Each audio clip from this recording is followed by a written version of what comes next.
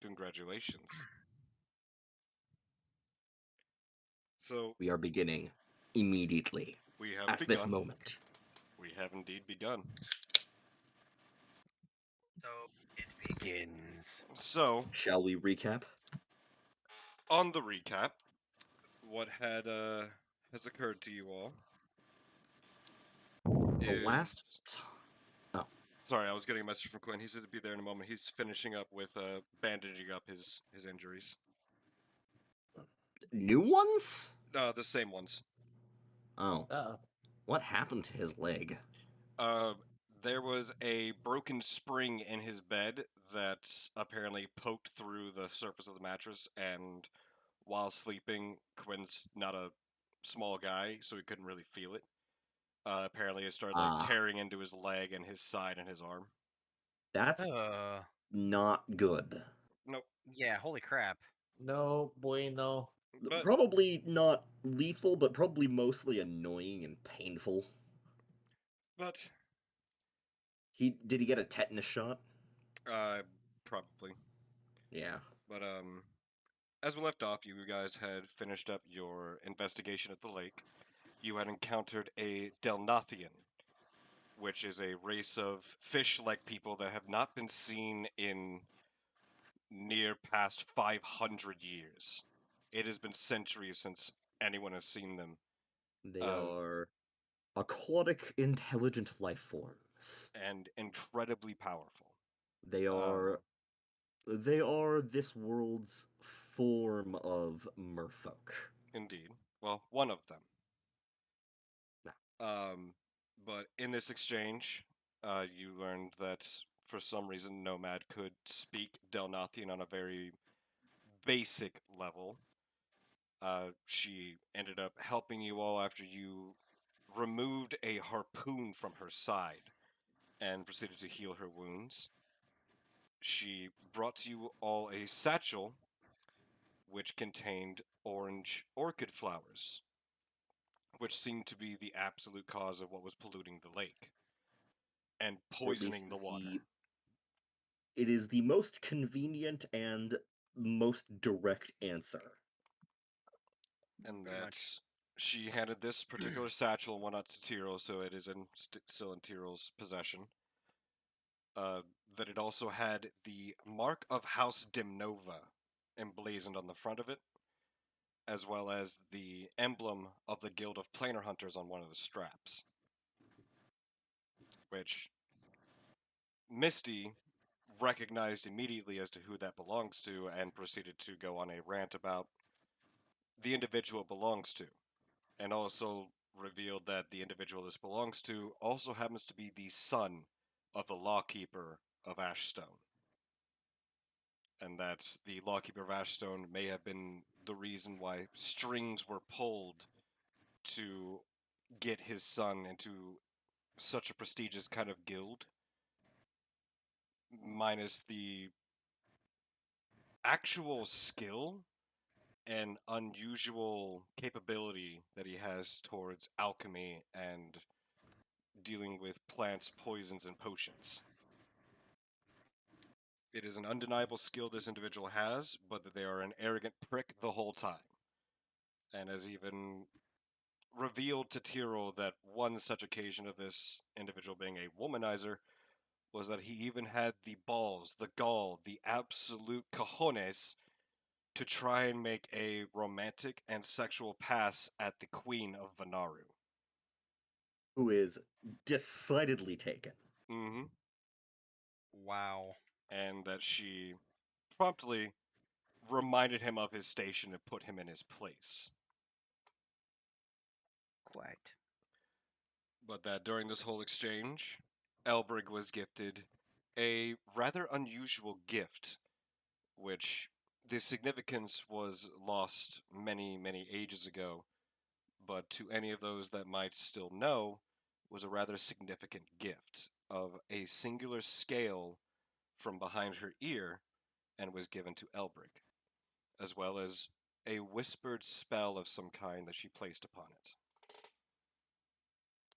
After that, you all realized that Terwin had been awake for quite some time, and was awakened by the sound of a rather heavily armored dwarf falling face first into the lake It was a very Hi. loud plop. with a very distinct bloop, much like a pebble being cast into a turd bowl. Or like a fat guy taking a nosedive off a diving board into a pool, landing belly first. All Indeed. right, moving on.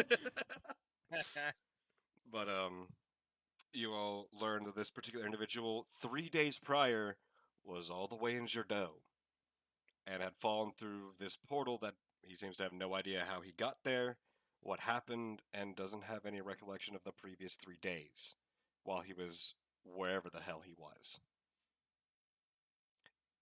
Terwin then called over a horse and wagon that had apparently belonged to the bandits that had attacked you all previously.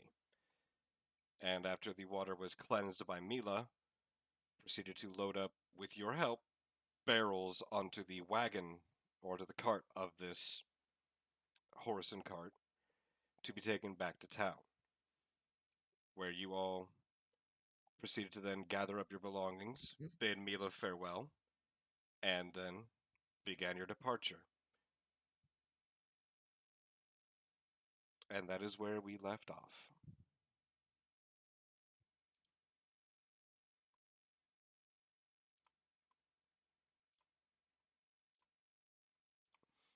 So, as we begin,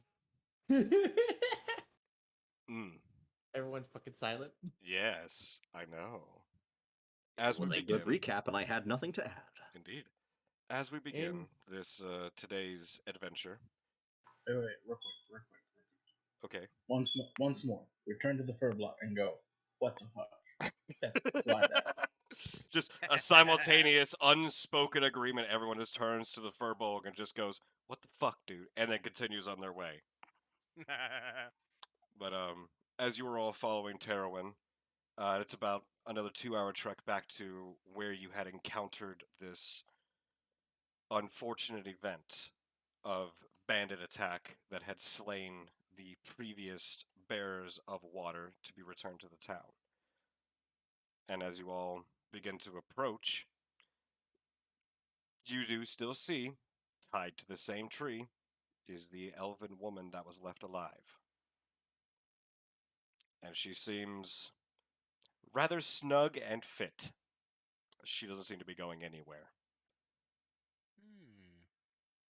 To So, which- are we not gonna talk about the hanging lady there, or are we gonna, we're gonna cut her down? Bandit Nomad reserve would- judgment. Fine. Nomad Huh? would turn to the dwarf and say, "She is a criminal. We left her here upon Terwin's request. We All are right, what'd she do? Going, Sorry. she is a bandit. She took part in annihilating," and Nomad would sort of gesture over to the completely destroyed cart, the ruined barrels, and the for quite a large number of corpses. for a better visual representation, this is what That- they are referring to. Give me 1 second, guys. Sorry, this is really important. Somebody's at the door. Which also on this note,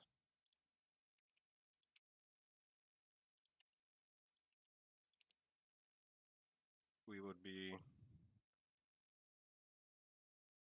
bringing in everyone's brand new tokens. Yay! Tokens.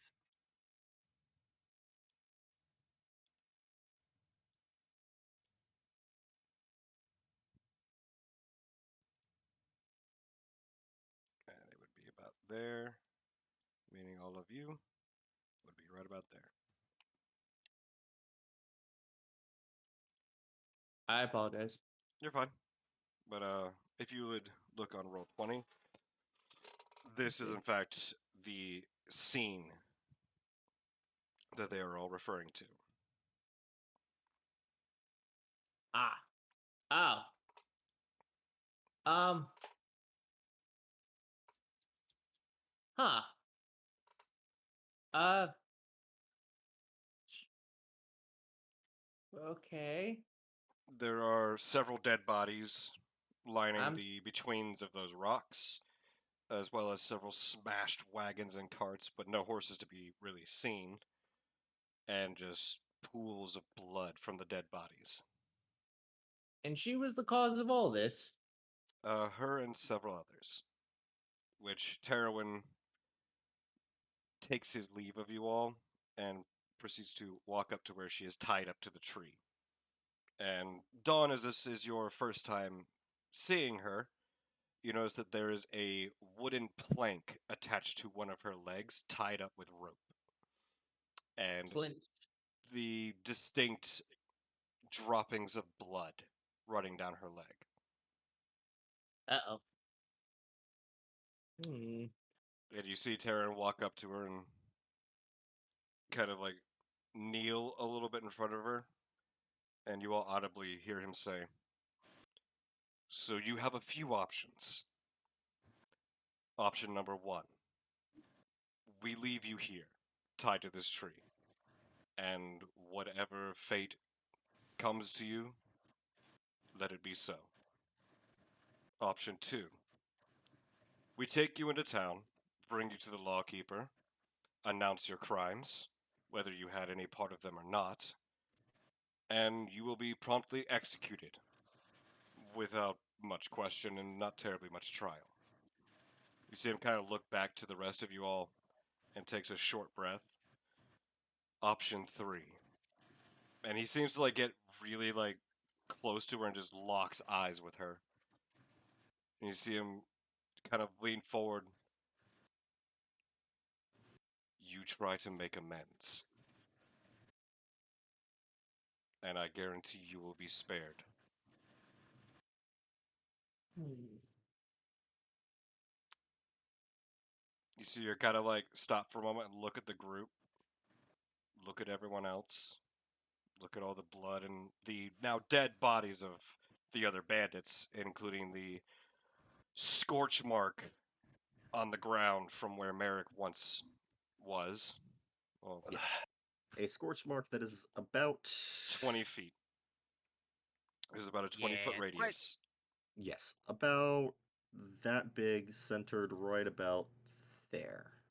Actually, that would be there. Oh, really? Yeah, you all had them right there. Oh, yeah. Okay. But yeah, that whole radius there is just blackened, scorched, burned, and you see the remains of some just absolutely incinerated and burned armor, with the remains of what could have once been a corpse of a humanoid, but you can't really tell. There's basically nothing left of him. And you see her kind of like think for just a moment. And she kind of just leans forward.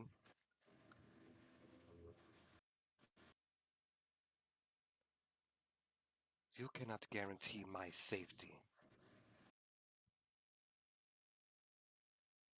Terran just kind of looks at her and goes, "Yes, I can."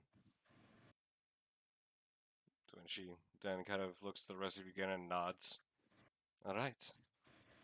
Let's see what you can do." And you see him stand up, pull his sword, and cut the ropes, allowing her to drop back to the ground, and she's freed. Nomad is making no move to stop Darwin. You see Terwin then put his sword out towards her and just places the blade like right about the top of her collarbone and just draws a small line across her chest with it. And then turns his blade upside down and plants it straight into the ground. And you look at him as he's now standing with both hands on the blade, takes one of his hands off, places the other one directly on top of the pommel, and just looks at her and says, "Kneel." Which, begrudgingly, She does. And you see him reach out and take her right hand and place it on top of his, on top of the pommel. And then he begins saying something, but it's a lowered whisper, a softer tone. The words you can pick up refer to, "Do you swear?"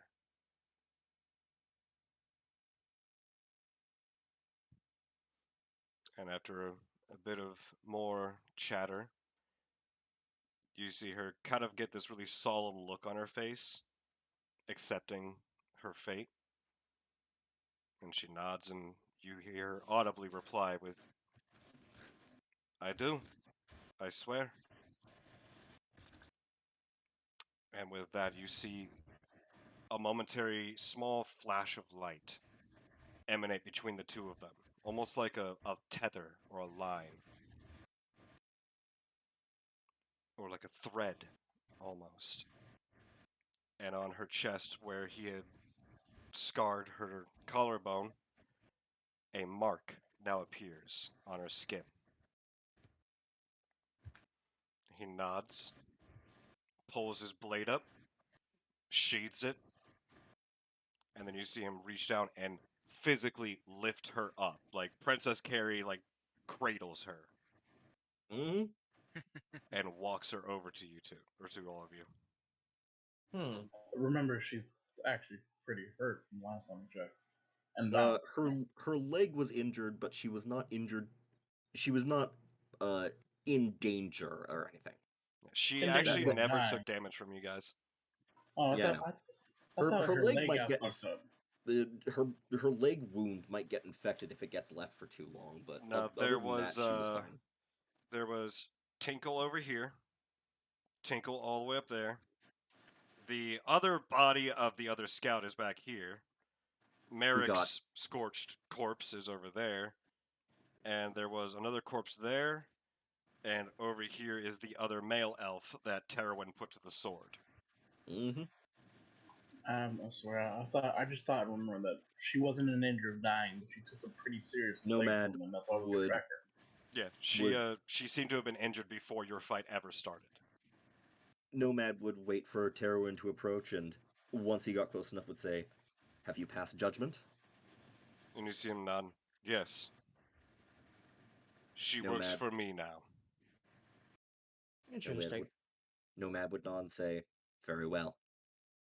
And then turn to the rest of the party and say, "Now that that business is handled, shall we set our story straight before returning to town?"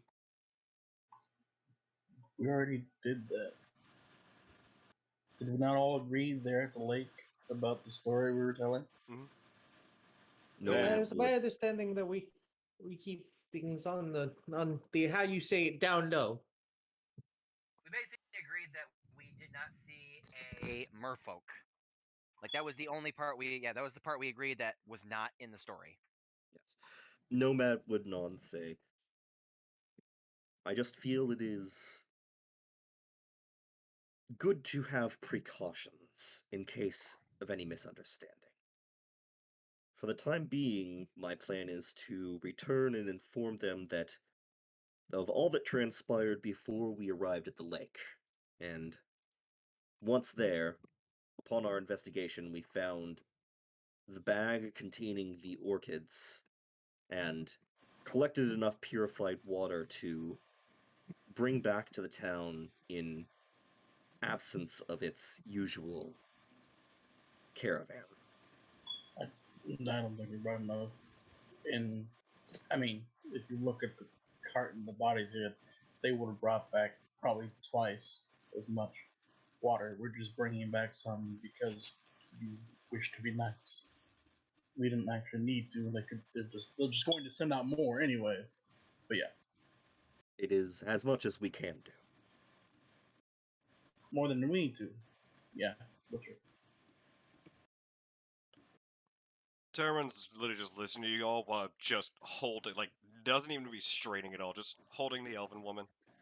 No, And yeah, sh- She Terwin is seems fucking rather ripped. like she seems rather like off put by everything. She's like, what?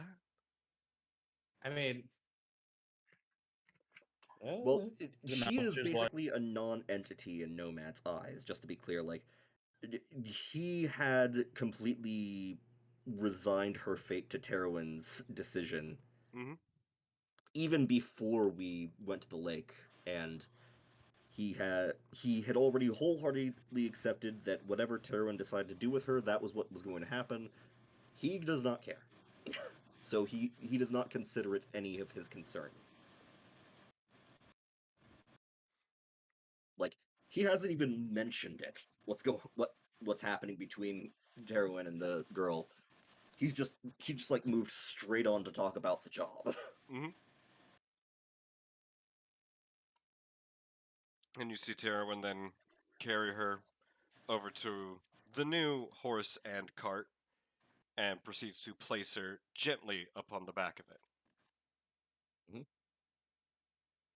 Nomad would wait for a second to see if anybody else had anything to add, and then say, "Very well. Let us return." Also, during this time, since he's actually not here to say it and she's not here to say it, Tyrell and Misty have been going back and forth and having a small chat. About That's between them.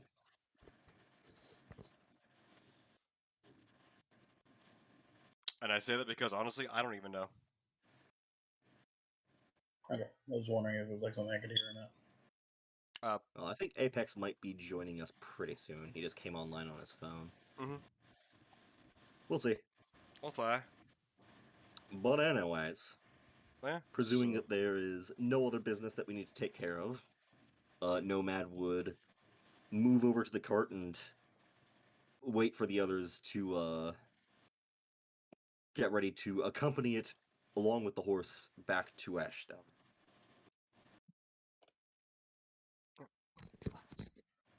And- Onward. Terror reminds you all that it will be about another 2 hours.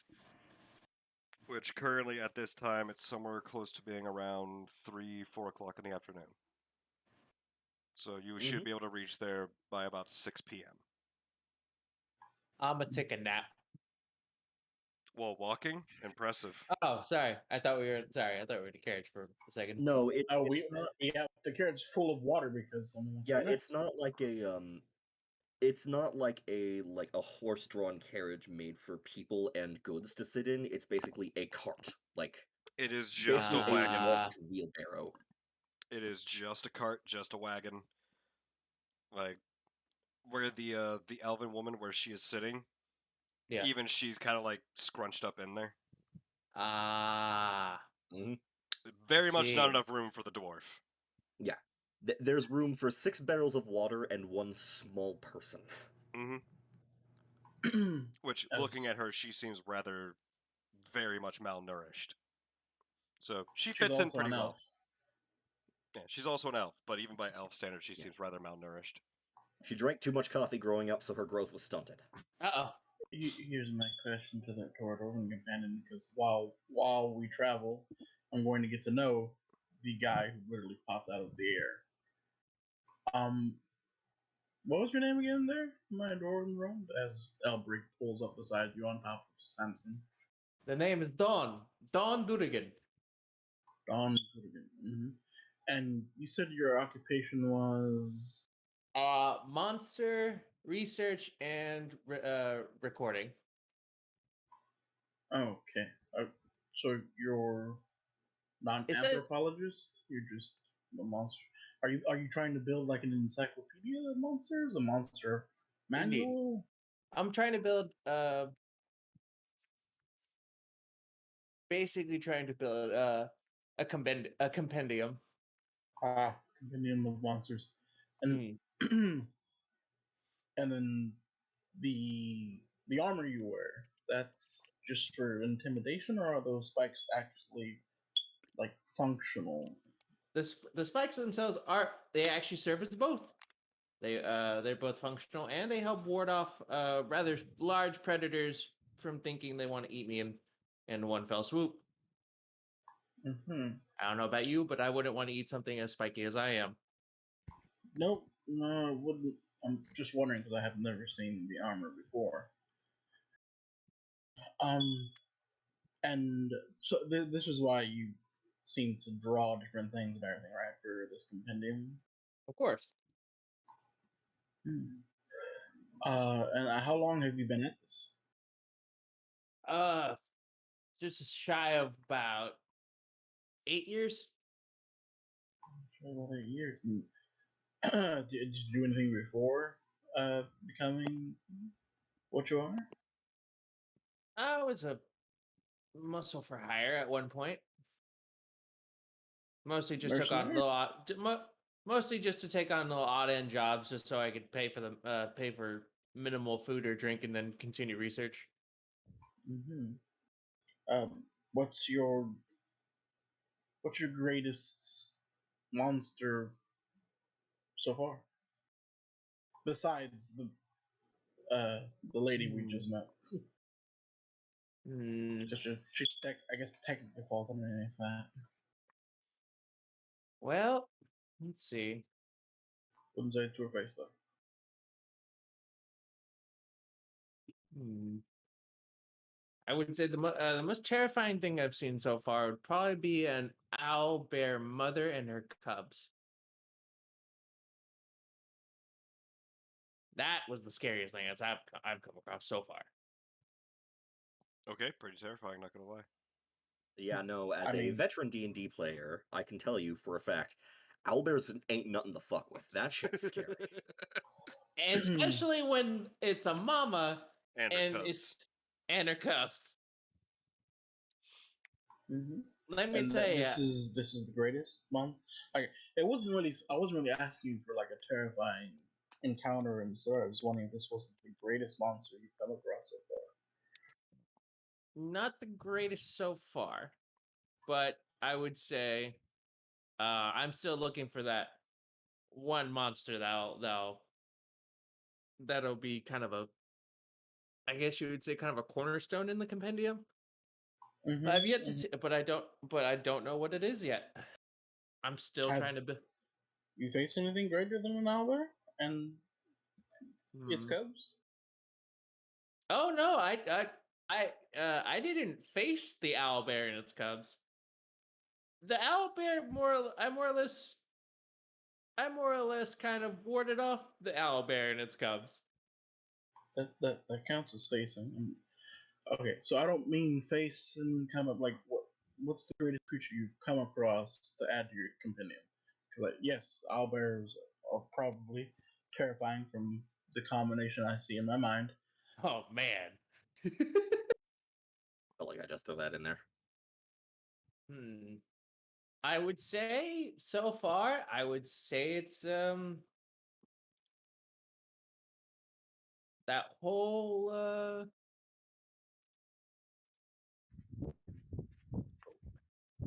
link incident. I would say that'd probably be the greatest one I've seen so far.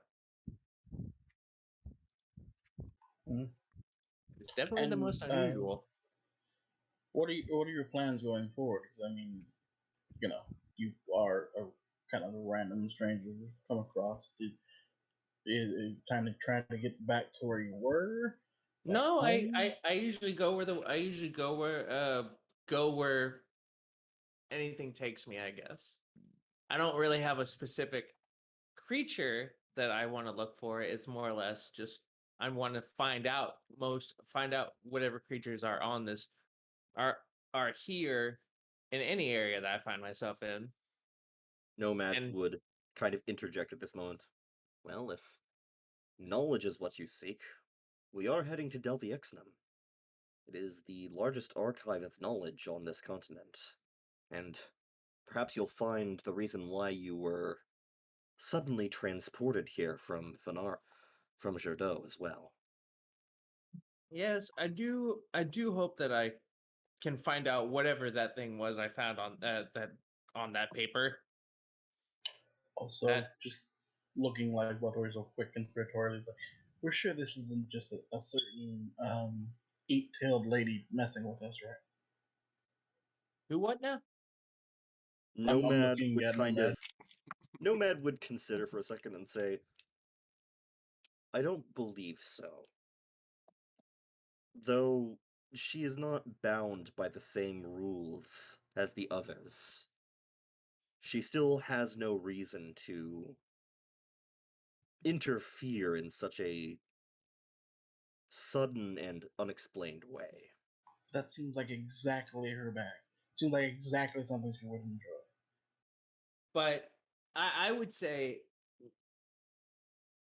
for my compendium, I don't really aim for knowledge that's already been coveted. I seek to find the unknown. I want to find a creature that nobody knows about, nobody's ever heard of. Nomad slowly turns away and says nothing. There's a small smile, just a little upturn to my lips above it. All right, and a worthwhile venture for sure. A worthwhile venture for sure. Dawn, which honestly, Dawn's an interesting name for a dwarf in general. Well, from what I've been told, my from the name that I've been given, apparently they just decided the name on Dawn to signify as the time of day I was born, and Durgan is just a family name that that I was given. Mm-hmm. From then on, As I've long just as been, you do okay and treat everyone fairly, I've got no problem traveling with you. It's just, trying to get to know the new guy. I the I I like get closer to you and like whisper in your ear, lean over, whisper in your ear. The other people in this party kind of seem to just accept things as they are. It's a little weird, but Mhm. I seem to show a certain amount of caution to a lot of things, question things. Them, not so much. Don't know why. Maybe it's because one of them's a planar hunter and the other one's a cleric of. I don't know. She seems to be fascinated with knowledge or something like that. But just This please join me in being one of the people who is questioning things and cautious. Because again, just accepting things as they are. I get the whole going with the flow, but certain things demand questions. this group does seem to be a mixed bag of crazy, and I don't even know I don't even know what that thing is. Points at pitch. Nomad. Nomad. Well, he's a man in a suit, so that's not big. Just a man in a metal suit. I've never seen a metal suit like that. Yeah, I'm not gonna say it's not, excellent work, but it is what it is. It doesn't even look like it doesn't even look like. I mean, it doesn't look like So, any arm. for reference, the suit of armor is not a single suit of armor. It is Multiple pieces. mismatched pieces all sort of gathered from different places and sort of just slapped onto one suit of armor, so to speak. There are pieces that appear to be from the same set. Specifically, the arms both look very similar. But the body appears to be just a standard, like, sort of leather, mostly leather, but partially iron, chest piece. The chouses are leather, the boots are metal. Um, the the helmet is obscured by a hood and a mask, which might or might not be familiar to you. Hmm. All right. Well, for the most part, y'all seem rather sane. So he says. By the way, Terwin says that out loud. No,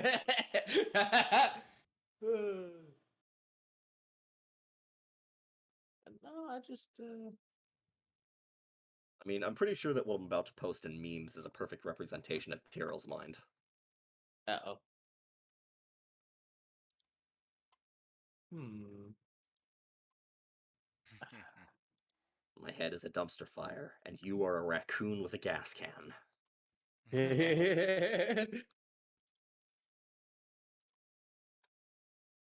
But yes, for the most part, unfortunately, I like to say I stay out of danger, but I would say more often than not, danger kind of finds me anyways. Well, as So someone it's who's recording monsters, I expect to be a certain amount of danger around. If there wasn't, you probably wouldn't be doing your job well. but if I see something I've never seen before,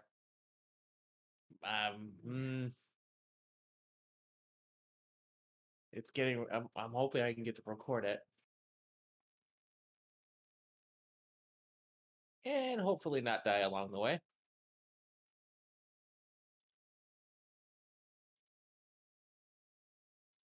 Hmm.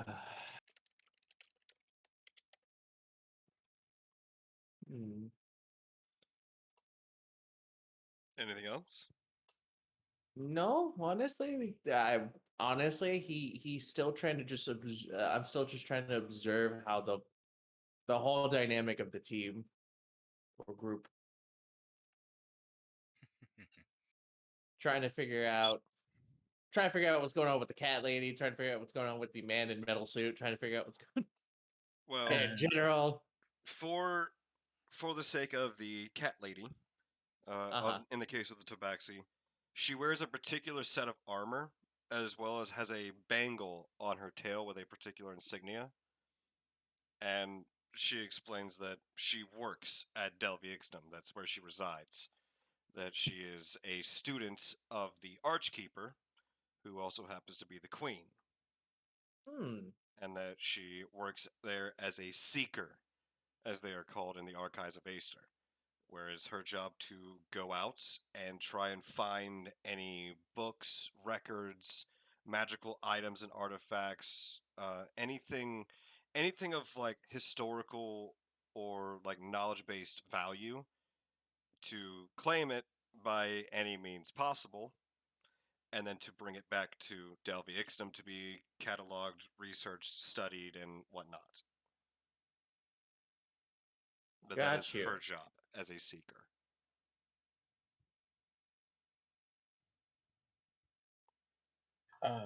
After this little tete-a-tete, I'm gonna fall back towards just me and Samson, and then whisper to Samson, "Hey, buddy. Any way you can tell me how you came out of that fireball unscathed? Just just like leaning to where I can see one eye and he can see me looking at him. Anything?" And you see Samson just kind of like, he's panting along, and then just kind of like, as you say that, just kind of looks at you.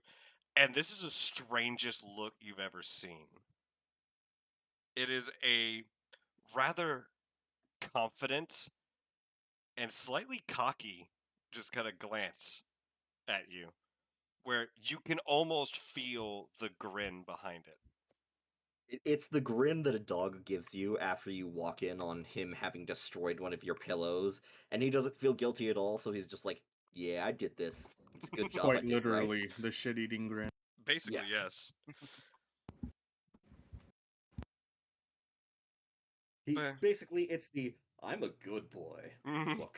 It's the, no, trust me, I'm still a good boy. Like after the husky eats the drywall. But yeah, that he doesn't really respond with anything else aside from just kind of giving you that glance, giving you that look. Okay. All right. It's like kind of rubbing behind the ears. All right. And then you kind of like mumble, "I'll have to figure this out some other way." All right, and for the sake of expediency, I will say that you all complete your 2-hour trek back to town, where Terwin then walks to the back and proceeds to again gently lift and begin carrying the elven woman into his arms. And then directs the horses towards the back of what would be the inn, where there's a few other of the Blood Onyx standing about, Hmm. and then informs them that this is, fresh, clean water that needs to be helped distributed. And then proceeds to then rejoin you all at the group. Do we have a vial of clean water on us? Yes. I'd be Yes. asking. Nomad. Okay. Does he still have the dirty vials? Yes. Yes. Okay. As long as we have those, I am fine. But as I had stated beforehand, you weren't here for it actually. Tyrell is still in possession of the bag and satchel itself, as well as all the contents within. Yes. So that is in your possession. Yes. And not to retcon or anything, but I would like to give Apex the chance if he feels like his character would interject. Earlier, Nomad had mentioned we should get our story straight before we go and talk and report to the Law Hall, and then basically said his plan is to report all of the events exactly as they occurred up until the lake, and then at the lake basically just say, after investigating the lake, we found this bag, which is the most likely cause of the affliction, and we gathered enough clean water and we gathered as much clean water as we could bring back on a cart that once belonged to the bandits we dispatched. With the absence of these flowers that we found in the pack, the water should now be drinkable. Basically, is what he's intending to say. All right. Tyrell would agree that we can retcon pretty much. Keep to the story until it gets to the lake. We will keep the Mer person out of it. Mm-hmm. Needs to know. We're going to Agreed. tell them that we brought water back enough for them that we could carry at the moment with what we had. Yes. As proof, 1. 2, that the water there is now purified. We don't have to get into too many means. Just tell them that whatever was causing it is done. We will not be showing them the bag here, though. The bag is going to stay under my possession, and no one is going to know about it. Nomad would at least request to be able to show the flowers as a sample. The idea that I'm going to run with is to take some petals from one of the flowers in to prove that there was a plant doing it. But I'm Yes. going to get into it more of it just being some sort of local, it's just some sort of weird plant that grew in the wild and just so happened to be in the water stream. Won't they be able to tell from the petals that it's not just some weird plant, it's a variation of the common lotus, since we all talked about that? I'm hoping that with his background of a lawkeeper, he's not too keen to plants. He won't know his horticulture very well. Nomad would agree, but requests to be the one to deliver the news, as he feels obligated to, as he was the one who initiated the contract. I think I will take the lead on initiating this news, because if you happen to slip up and give out the wrong information, anything we worked for here is going to go under, because most likely the culprit is his son and he will protect him. No, Nomad fully understands that and says, very well, I will present the events as you desire, unless there are any other objections. Well, if you think you're capable of presenting him that way, then Misty I have also no at this point objections. kind of would walk forward and put her hand on Nomad's shoulder and let's trust Tyrell with this one. Just this once. I want to say more than just once. Nomad, no offense, but you aren't the best talker socially. I'm just pointing it out there that I don't know As your a player, backstory. I'm gonna say this right now, as a player, that is patently false. I think he actually runs the Literally highest false. charisma. Nomad has been the one doing almost all of the talking thus far, and has one of, if not the highest charisma score in the party, as well as proficiency in persuasion and deception. I'm just going from in game how you've talked so far. Because Nearly got you everyone kind of acted killed, like a captured. newborn towards the whole social interaction. So I think what they're getting at, Nomad, is you're a little bit rusty to take this on, considering you gave the water entity that we didn't know much about a giant pokey rod that could have killed us all after Pretty much. demonstrating its power.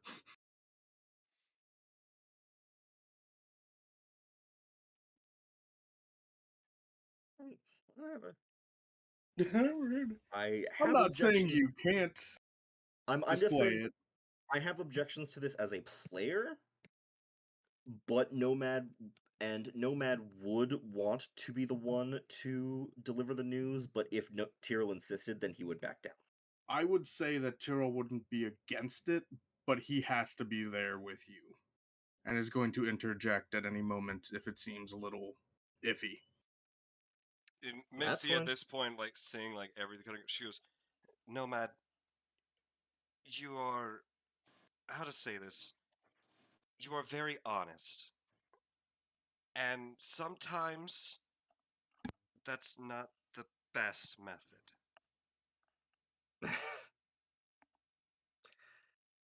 I think you guys are misunderstanding something here. No, she I'm she go- understands that Nomad's. No, I'm saying this as a player.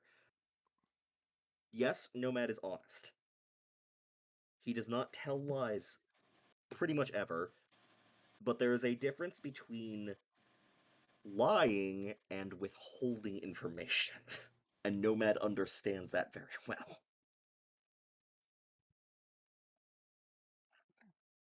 I'm just going off of in game here. That's it.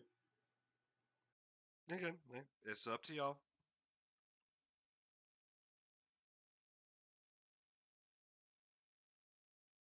But again, anyways, he did say you could deliver it. He just has to see us. So Mm. still do. Alright.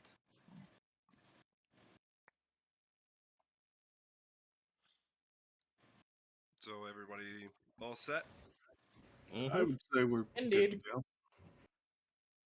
All right.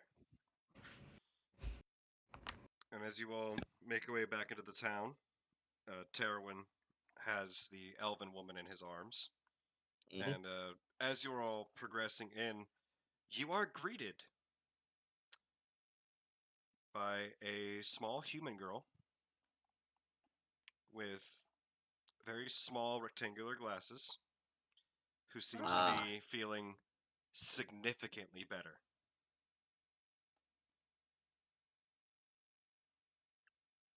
Now standing before you is Tanya.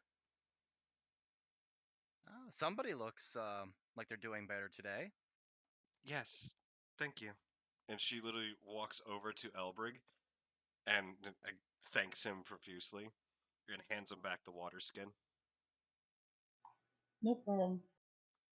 And then you see her kind of like reach into, she has a bag on her side, and she reaches in there and she pulls out this kind of tattered and well worn, just kind of like thick, leather bound, like dark red brown book. And she walks up to Misty and then reaches up and hands it to her. And then she, after a short, small conversation with Misty regarding Misty had paid her 5 gold for whatever reason, and asked that in return she find her something interesting from her store. And that this is what she found. She dug through some of the oldest things that she could find and found this book that apparently once belonged to a distant relative of hers, a great great grandfather or so. And then proceeds to then look to all of you and inform you that she's thankful for the help you all have done, and then tells you that she is closing her shop as she cannot afford to keep it open anymore. So that if there are any books in there that you would like, you're welcome to them.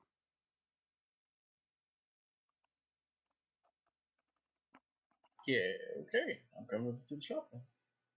They're gonna go turn in some quest or something, so I have free time. And as you You notice that when she says that she seems rather upset about it. Mhm. And she just kind of, her and Misty kind of have a conversation where it comes out that her parents were the owners of the store, and that it was only a few months ago that they had actually passed away. And they both Yeah. just died very suddenly and left her with the store, and that became her home, as she also had no means to continue paying for the home that they had been living in. So she had recently been just taking up living in the store itself. And just to be clear, it is a bookstore, right? Or is it Mhm. more than that? It's a bookstore.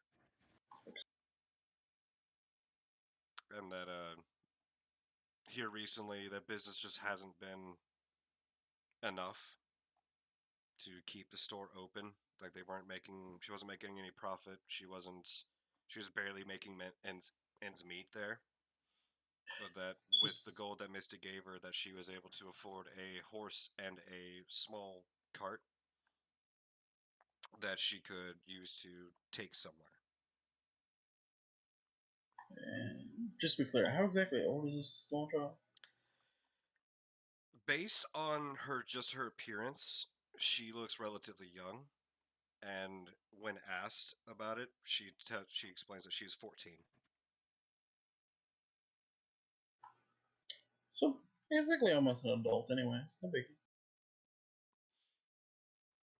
But Misty then explains about Delvi Ixnam to her, and that if she wished, that perhaps they could find a place for her there, and offered to leave her instructions on how to reach Delvi Ixnam through means of Klee, and that Klee would always be able to find Misty. And when she thanks her and nods and looks to the rest of you and nods as well, and then you see her taking the now empty bag and walking back towards where the shop is to presumably continue packing.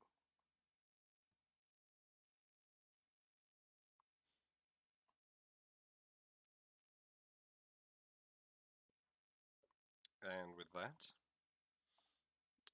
I'm going to assume you all are now heading towards the law hall, or are you going to go anywhere else? I would track down the Onyx guard we went with. The Blood Onyx, he's He's with there. you. Yeah, okay. Just pull him off to the side and talk to him real quick. As you pull him up to the side, you realize he is still carrying the elven girl. But I don't give a shit. And That's kind of during this time, Misty seems to go, "Oh, I forgot to grab something," and runs off to the inn real quick. Because she would do something like that. meow. I'm- We just see a giant cat taking off. I'm going with the child to her store. Okay. Anyways, Tyrell.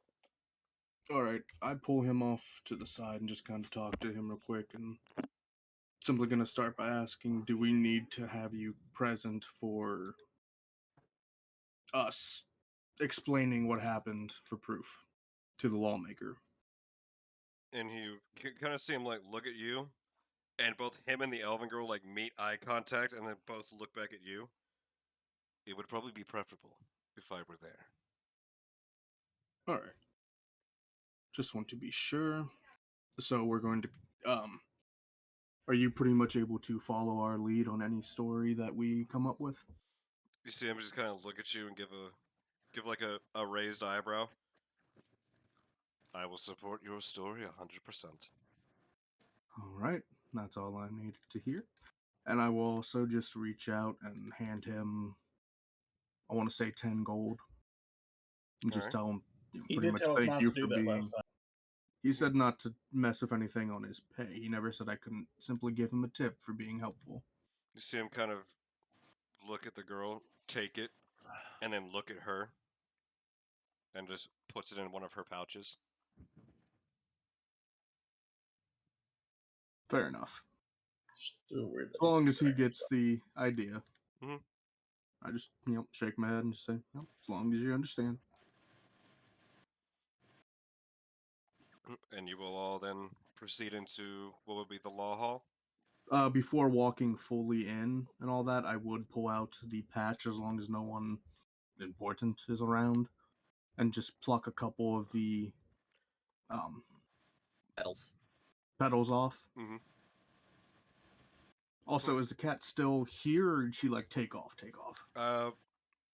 She isn't gone for too terribly long, but when she comes back, she seems to be ecstatic.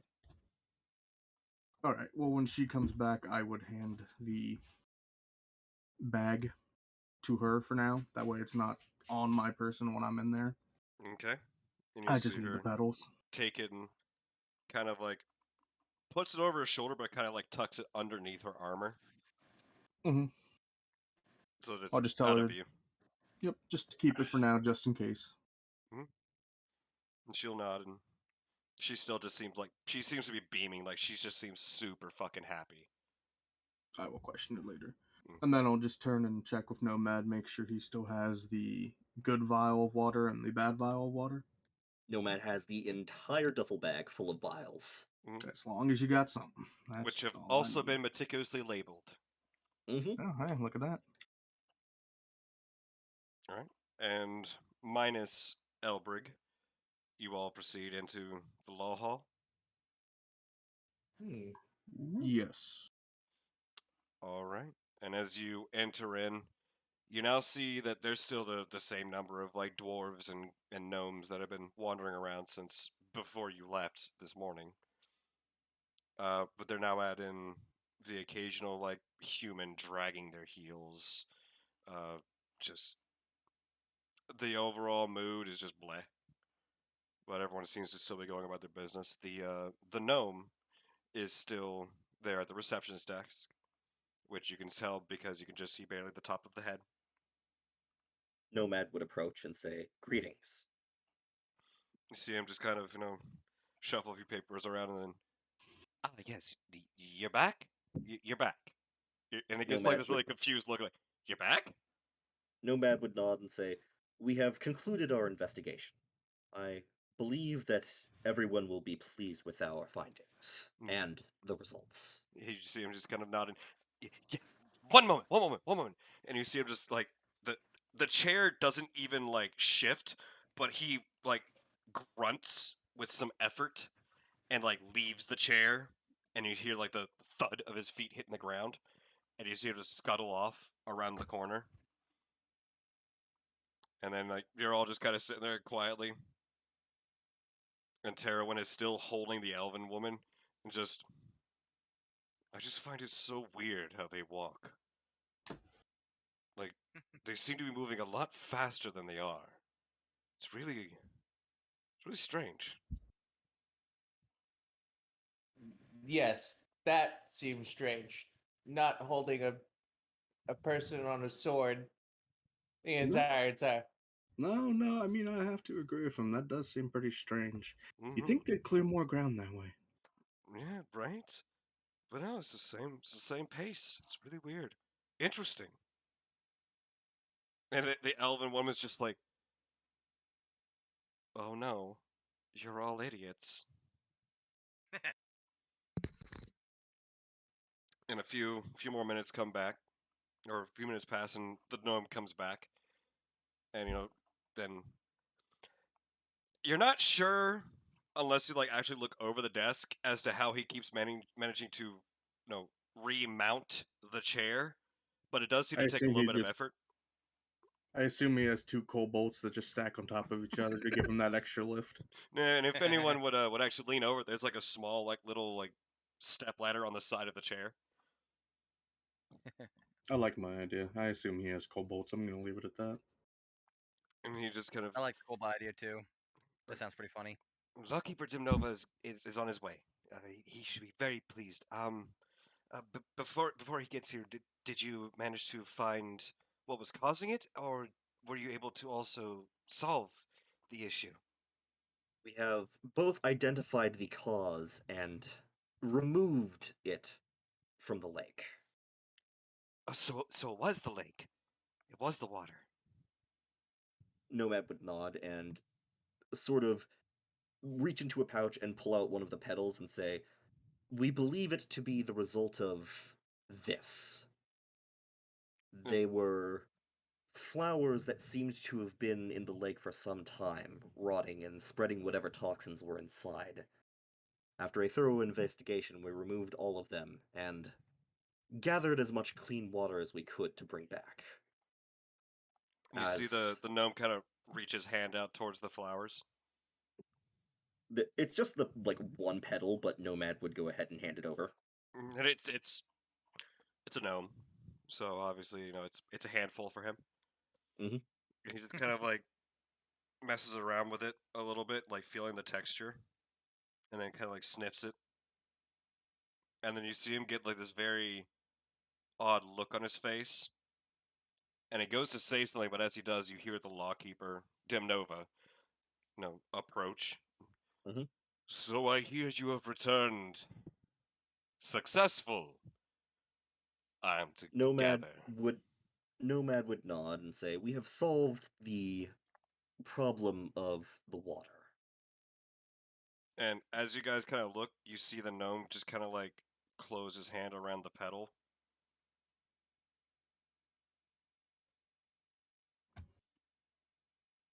And Lawkeeper Demnova looks to Terwin and gives him a very odd look.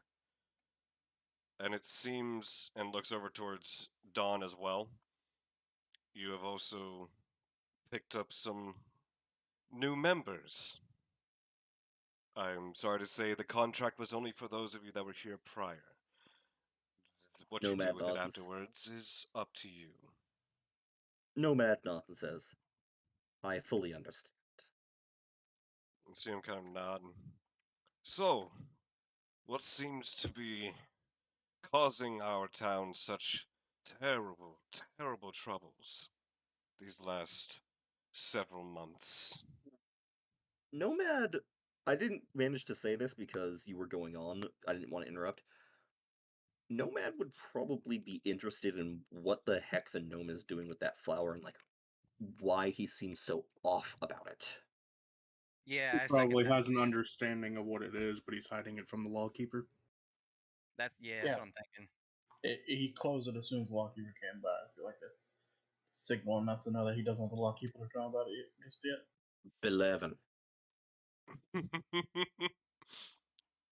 But yeah, if you're focusing on the gnome right now, he kind of I am. like casually, as the lawkeeper's attention is directly towards Nomad, you see him kind of like just pass the petal into his other hand and kind of like holds it out towards like Tyrrell.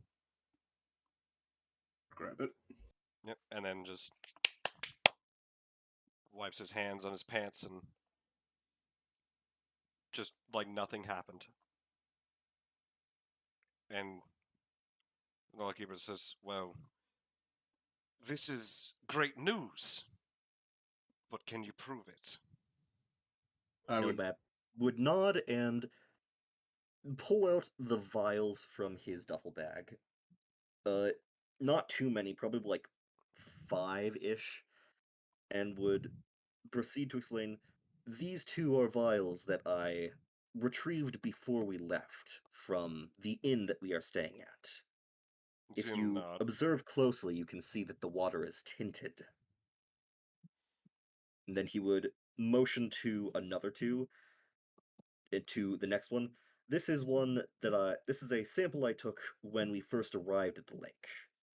When I removed it from the lake and moved and made motions to stir it a bit, it changed colors slowly, but eventually settled on the same discoloration as the others.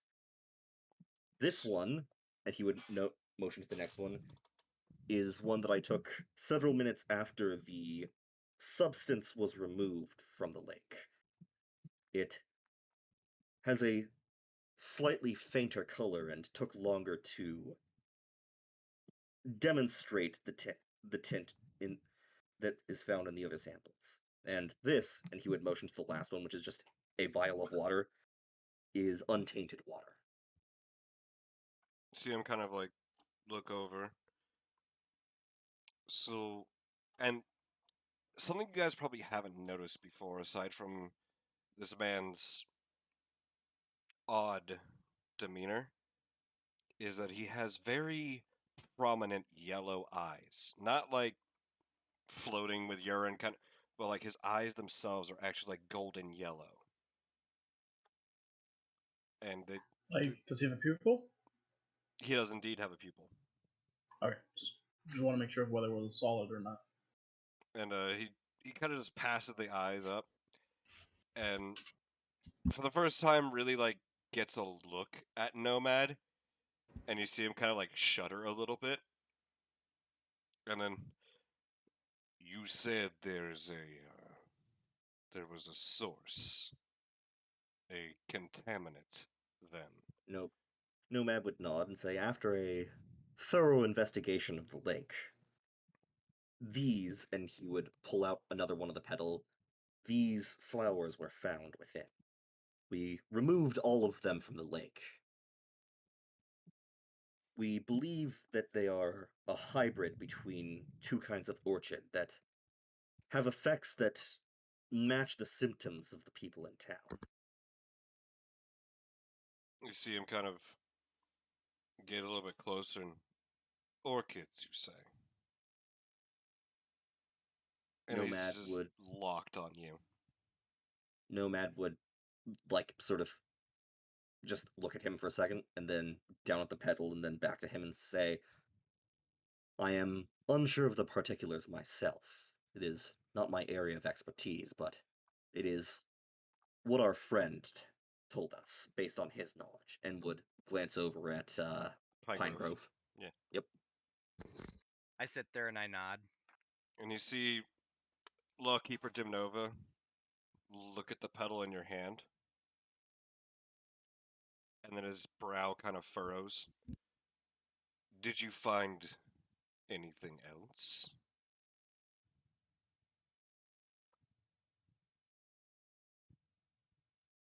Nomad would consider for a moment and say, yes.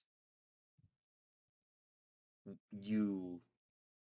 Well, I did not mention it because you did not ask, but before we arrived at the lake, while this may be unrelated to the affliction, we unfortunately discovered the caravan that was due to bring water back. They had been attacked by bandits.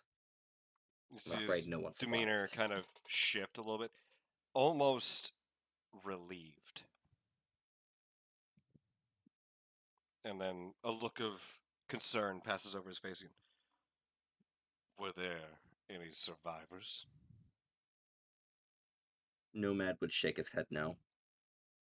I apologize. We were too late. And you see him kind of nodding. The rest of the details, I assume, are unimportant. But, and he looks to Terwin. Do you attest that they were in fact telling the truth? That they were in fact capable and able to have fixed and solved our problem? And you see Terwin just kind of stand there and nods, and weird and strange as they may be, and an unusual band of outcasts they are, they did their job, they kept their word, and everything they said is 100% true. Although they did neglect to mention that we had to fight off the bandits that had attacked the caravan. And, well, strange though they may be, they held their own, they did their job. And you see the lawkeeper nod and looks to the gnome. 850 gold it is then. And you see the gnome like hop down off the chair again, and like gives a passing glance to Tyrrell, and like gives a quick like back up, like a go back up, and then runs off around the corner. At this, Nomad would be pulling the original contract out of his pack to Mhm. return it. And you see the lawkeeper lean forward and take the contract, and something you haven't seen him do before. You see him give a slight, like a wave in the air, and then brings his fingers back together, and a quill appears in his hand. And you see him sign on the line at the very bottom, confirming that your mission was in fact successful, that your contract has been fulfilled. And then moves his pen back up to one of the other lines and goes, "You never did give me the name of your group as opposed to addressing you as your individual names." Give me 1 second. Yep. Did we ever actually agree on a group name? Nope, we barely know each other.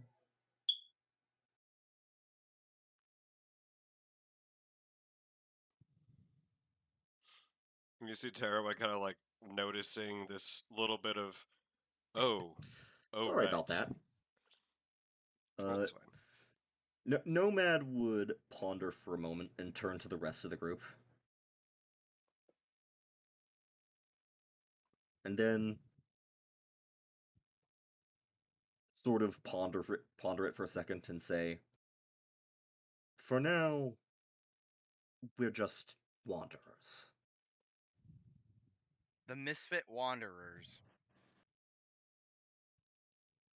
I don't like this. And just thought, I just thought I'd toss that out there. I'm not saying that in character. I'm just saying that to the rest of everybody here in the chat. Yeah. And you just see him kind of stopping. The Wanderers. It will do for now. And you see him pen it in real quick. And then rolls up the contract, holds it up, and very well. Your contract is completed. We thank you for the great service you have done for Ashstone. And again, he seems a bit relieved that it seems that was all you guys found. And he places the contract back into his pocket. And as that transpires, the gnome comes back around the corner, and he is like hefting this massive bag of gold. And you see him just kind of like waddle up towards Nomad, and it's just like, "Take it, please. It's heavy." Yeah, Nomad would take it. And you see him, oh, oh, that was a lot. Oh, that was a lot. Okay.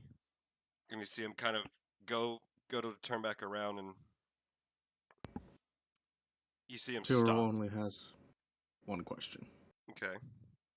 Was he still scuttering at the same speed while carrying the bag? Oddly, yes. Oh my god.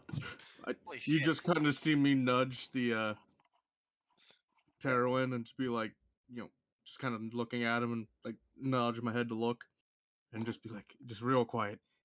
Still the same speed. Terran just goes, "I know, I told you it's weird. But really, really interesting." It is. And then as he kind of stops, he comes around, like comes back around the side of the desk, and you see him stop. And this strange look of confidence, like being in your guys' presence, just seems to like have given him a sense of confidence. And you see him look at the lawkeeper, who seems to now be kind of like looking and leaning towards Terowin to say something. And you see him go, "Lawkeeper, since we've now evidence and proof that the water was causing the ailments and issues in town, perhaps that means you can release the prisoner now that his name has been cleared." And you see the lawkeeper stop and seems to get very offended. And he just kind of looks down to the gnome, that is not your decision to make, is it? And the Terran just kind of stops and looks at him and goes, "You have a prisoner? Was he given fair trial of these claims?" Which, as your gnome companion here has just stated, this group has proven that whatever this prisoner's crimes may be, they are now false. That it was in fact a tainted water supply causing this town's issues. Would that not be just cause to release said prisoner? And you see the lawkeeper just kind of, fine, release the creature. See what, fine, whatever. It's doing us no good rotting in the dungeon. And he kind of looks at Terwin, and then finally, like, kind of realizes that he's carrying this elven woman. And what, dear Blood Onyx, is it that you are carrying there? And you see him kind of let her down so she can kind of stand propped up against him. This happens to be the sole surviving bandit that has given us information, has testified, and she has also begun her path to redemption. And you see the lawkeeper go, well, if she's part of a group that took part in a massacre of our people, she shall be executed then. And you see Terwin kind of look at her and chuckle a little bit. She has taken an oath with me as the keeper. She has begun her oath of redemption. You will not stop that. You will not harm it. You know the law. At that kind of comment, everyone in the law hall stops what they're doing. And all eyes fall onto the lawkeeper.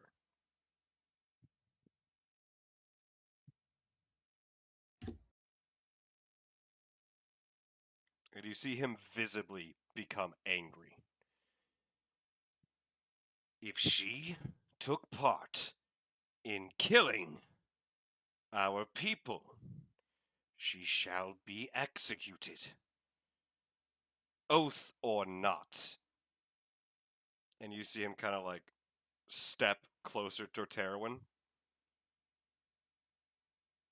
And everybody that's still in the law hall is just like looks at Terwin, looks at him, and you see them collectively just back up. Shit's And- about to get real. And as the lawkeeper takes another step forward, you see Terwin push the elven girl towards Nomad, and immediately draw his sword.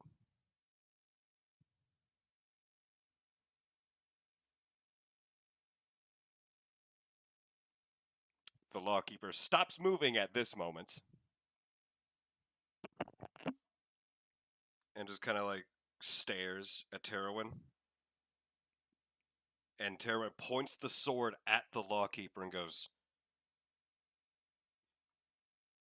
"Am I to understand that you intend to force her to break an oath? If you say yes, you will not take another step or breathe another breath." And you see the lawkeeper just kind of and turns around and storms off. And Terwin then sheathes his sword. That's what I thought. And then he goes and picks the elven woman back up again. Yeah, it's so weird. I'm looking over at the gnome to see like what kind of facial expressions he's got. Oh, going he on. has the biggest shit-eating grin right now after that. Oh, Nice. he is just grinning ear to ear. Yeah. And His jerkwad boss just got told off by a military man. mhm. And Mhm. you see the gnome kind of like notices kind of like Albrig's kind of like, what the fuck? And also Well, possibly Nomad's. I'm not there, remember? Nomad is just sort of Oh, that's right. Elbrig's not there. Nomad is basically completely unfazed. He didn't even move. I would say He I just didn't sort have of to watched observe it all just- happen. Yep, I would have been just watching it at this point. Mhm. Mhm. And you see the gnome kind of just like look at everyone's faces and just like, I've been waiting for a day like this my whole life. Oh, this was great. And you see him kind of like, again, scurry off. And you now all have your grand total of 850 gold to split amongst you. And Terwin, upon being offered a cut, just puts his hand up. That's all you. I napped. And continues to carry the elven woman out of the law hall. For reference, the five of us, Terrell, Elbrig, Pinegrove, Nomad, and Misted, all receive 170 gold. Mm-hmm. Which, by the way, that makes you some of the richest people in Vanaru. Nice. Like, on an individual scale. Like, collectively as a group, pretty wealthy. Unlike just the individual that's not, like, nobility or royalty or anything of, like, high standing, you are among some of the most wealthiest people in Vanaru right now. Oh yeah, that's right, because you have silver and copper pieces in this game as well. Mm-hmm. That's right. Yeah, my campaign that I run, I only use gold pieces. But, Yeah, just to be clear, 170 gold is basically enough for a person in a D&D universe to live off of comfortably for their entire life. Yep. Because he honestly, like a quick DM note, honestly, he never figured anyone would be actually be able to figure something out to help. Like, he literally was Mhm. at his wit's end. That was basically almost all of the money in the treasury for them. Damn. And you said the gnome already took off. He went someplace else, right? He ran He's off. He's gonna go eat his egg salad sandwich for lunch while giggling about seeing his boss get smack talked. No. As you all go to leave, you hear the lawkeeper like shouting from down the hall. It's incoherent at this distance, but he is shouting. He is pissed. He is fucking furious. And as you all step outside, you have your money. You have completed your contract. It is now probably about 7 in the evening. Probably closer to like 6:30. Yeah, okay. But yeah. Nomad would kind of look at the group and say, "Let us rest one more night in Ashstone before we continue our journey to Delviixnum." I agree. What kind of shops are in here? In There's a tailor shop, a leatherworking tailor. There seems to be a blacksmith, but doesn't seem to be the type for armor, but seems more for like repairs. Mm. There is, of course, the now shutting down bookstore. There is the tavern. Not too terribly much aside from that. Like, there's market stalls for like food and whatnot, and what looks to be a general goods store down the way. Okay. Hmm. But as you're all kind of here in the circle, a few more minutes pass. I'm just kind of like deciding about what to do with the remainder of your day. Right. From Well, the doors of the law hall, you see an individual wrapped in tattered and just shredded cloak and robes slowly leaving the law hall.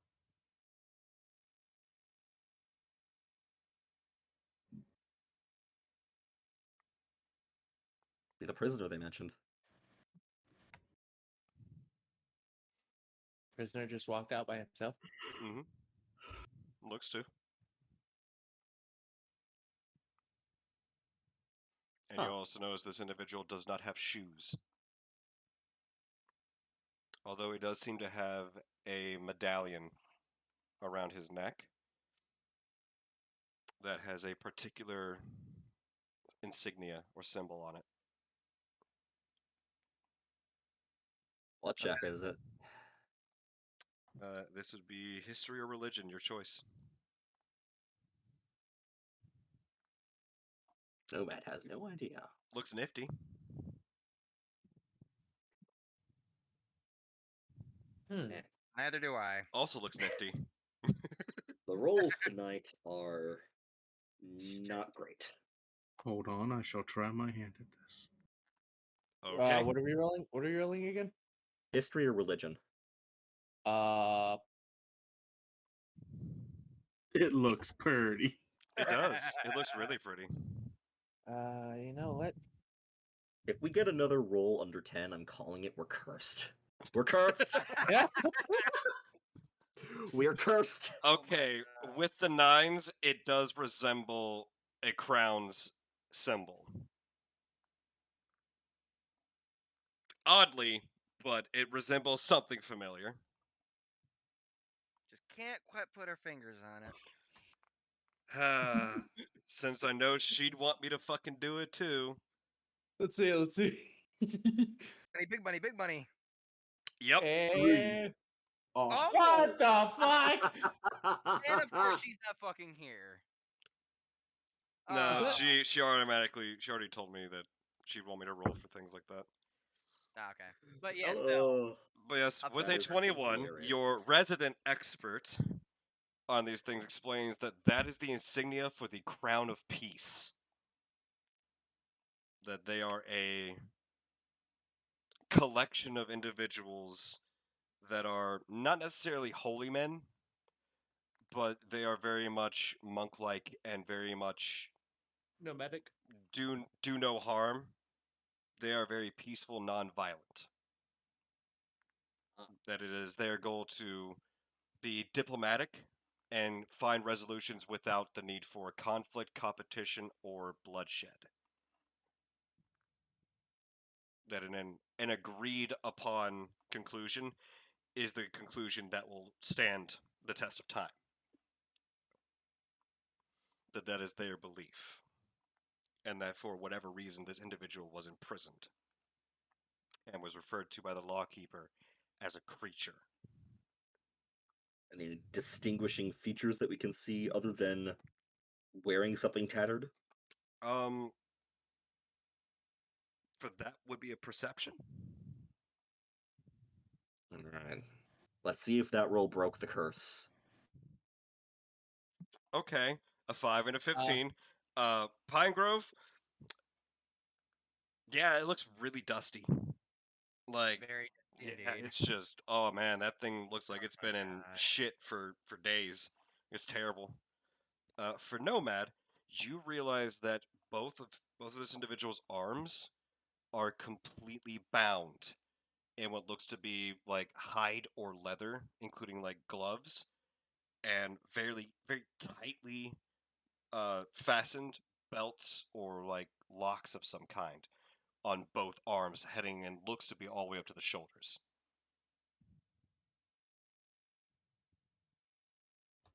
And that aside from that they don't appear elderly or old. That it is distinctly male and has more humanoid features. And aside from that, looks rather youthful.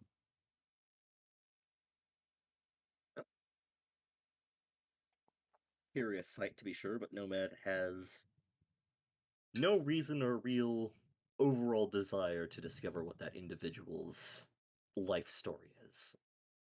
And also with a 15, You also notice one other thing. He doesn't seem to be leaving footprints. But that's all.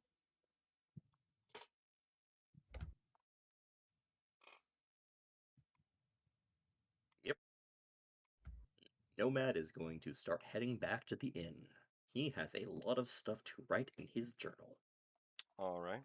And as you were all heading back, Elbrig, what you see there at the bookstore is just a bunch of crates. The windows are dirty, dusty. The shelves are pretty well barren of all books. And most of them have been packed away into these various crates and boxes.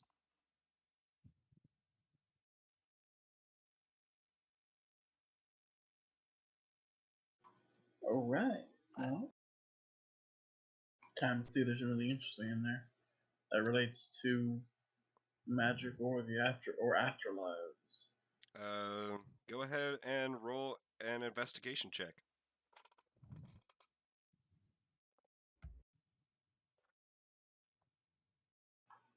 Got a Right. 5. And the curse continues. Nothing really of note seems to stand out to you, and you even ask her about any information regarding, and she shakes her head. They were never really good sellers, so we never really caught or kept any.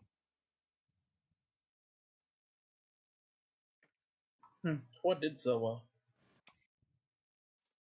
And she kind of like looks over to one of the like larger sets of crates. Smut. And she just says it very plainly. Oh, goodness. Hold on. Wait, hold on. Repeat what you just said? Porn. He said Oh. smut. Ah, I see. Listen, when No, you're in a it wasn't. medieval world, books are one of the very few sources of entertainment that you can get. And also, this is one of the only ways into the vast expanse of Vanaru from the coast. Yeah, dude, you're gonna be on a long trip. Might as well have something to entertain yourself. Yeah, you don't really see anything else of importance or really to catch your attention. I asked her about whether or not she's gonna take Misty up on her off. And you see her kind of think for a moment and, yeah, I have nowhere else to go.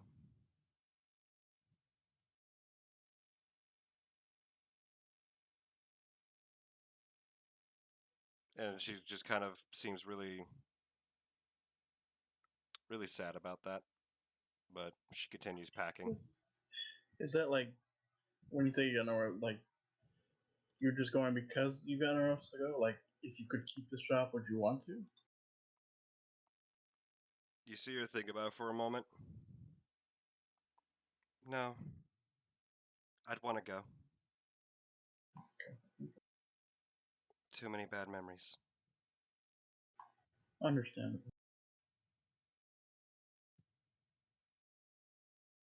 Do you got any stories that deal with sailing, fantasy or otherwise? Well, fiction or otherwise. I'm sorry. You see her kind of look around for a minute.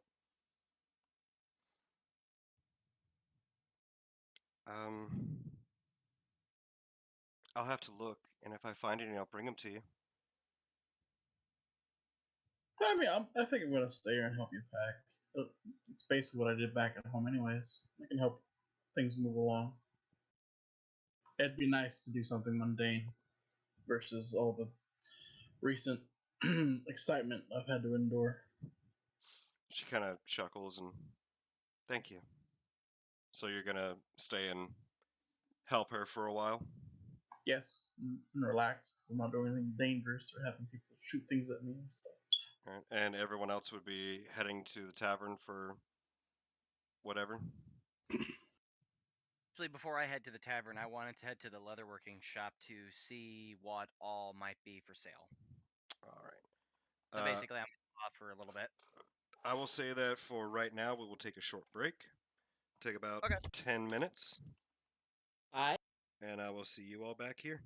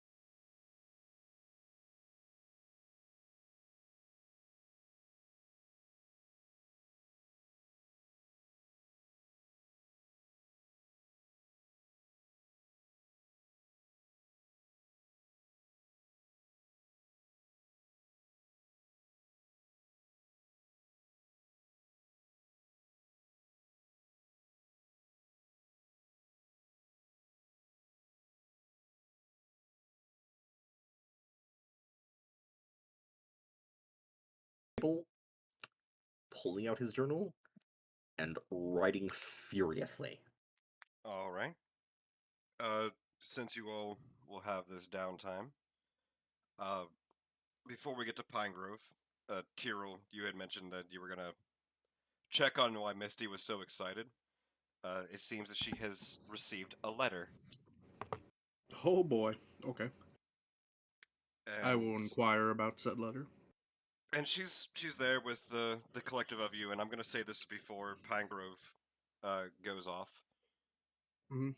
Uh, and she reads out the letter, and as you can all, she kind of like lays it on the table so you can all kind of like see, and it is not very well written, but it's not like exactly chicken scratch either. It seems very detailed Mhm. on how it's written, but that it seems to have been penned by a younger hand. Mm-hmm. And she begins reading it out and explains that this is from one of the girls at the orphanage where she grew up, where she was raised. And this particular girl's name is Tika. And explains that Tika is like her best friend, despite being a bit younger than Misty. And also explains that Tika communicates through, writing letters, even while in person, as not many can understand what she's trying to say, but Misty understands because Misty also knows a bit of sign language and explains that Mm. Tika is deaf, completely deaf. And over the course of this letter, is basically inquiring as to how she's doing, hoping that everything's going well, and that she misses seeing Misty, but understands that Misty has a job and is happy where she's at, and also that Valdry, who is as they call Dofa Valdry or Dofa Greyshaw, which is a strange word to some of you, but to Tyrell that understands the origins of this kind of language, Dofa is a representative of a father-like figure or the father. That they all refer to Valdry as Dofa Valdry, that they view him as their father.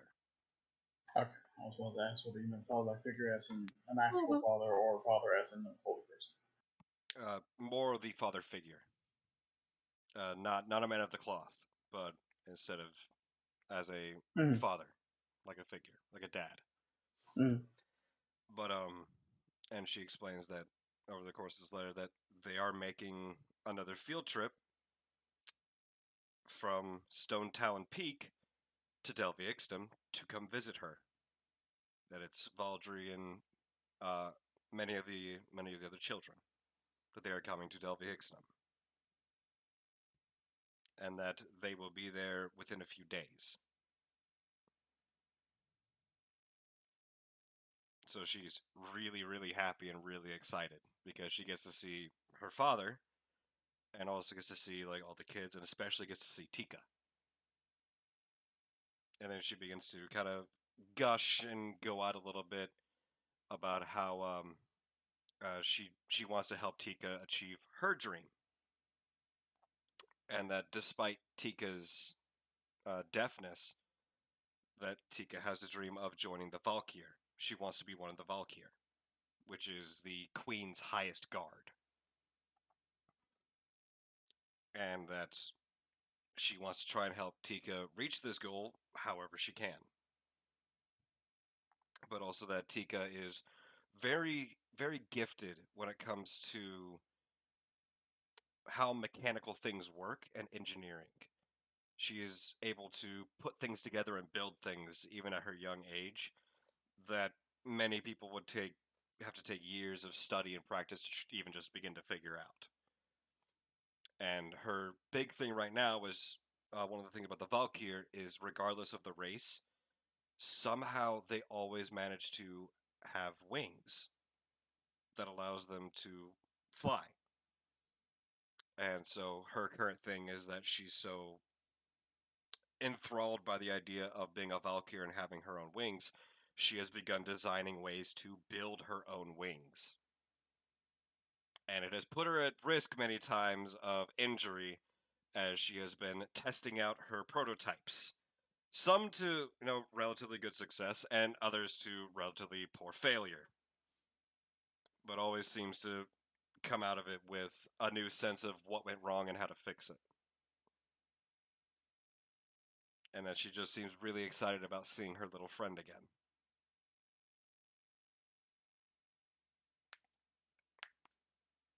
All right. And Pine Grove, as you head out into town and begin wandering about to find what you would assume to be the leatherworker slash tailor, as you kind of look past the windows into what would be the tailor's shop, you notice that there's not too much in the way of like leather armor or like things that would be useful to an actual traveler. More high end, aimed towards those seeking a particular air of perhaps higher class or nobility suggestion. But it seems to be very, very much for show and less for function. But as you walk in and kind of peruse around, another issue you find is that it seems they probably aren't used to individuals of your size, as even like some of the finest, largest, of like doublets and whatnot are of. They probably could be used by you as a belt, or maybe as like a kilt, but that's about it. And as you walk in, the proprietor comes walking up. It looks to be a gnome of particularly getting on in age, but certainly carries himself with an air of higher calling. In fact, he even has actually looks to be a monocle, but is missing the lens. And just, yes, how might I help you? Oh, yes, I was just passing around and I thought I'd stop in and look at your wares. I'm basically looking around to see if I can find any new type of armor or leather armor. I was wondering if you had anything in stock. Armaments. We we don't really specialize in combative wear. It's all a bit, well, you understand. It gets dirty and gets torn up, and well, it's not meant to last, really. Our work here, my work, is meant to send a message. It's meant to captivate the eyes and go and remain in your memory, and it's meant to last. We could perhaps fit you for some nicer traveling clothes, perhaps. If, of course, you'd have the coin. And when he says this, he kind of gets like this snooty kind of look to his face. Mm. Well, I do appreciate the offer, but perhaps another time when I come through. Although you wouldn't happen to know any place of such wares that I'm looking for around here, would you? Um, well, here, not so much. Not since. You see, we kind of trail off for a bit. Well, nothing really here for armament, I'm afraid. Um, perhaps somewhere towards White Shallow or Grey Plain to the north. Uh, Aside from that, well, we don't really have too much to offer here, and our blacksmith there, well, he doesn't make such things anymore.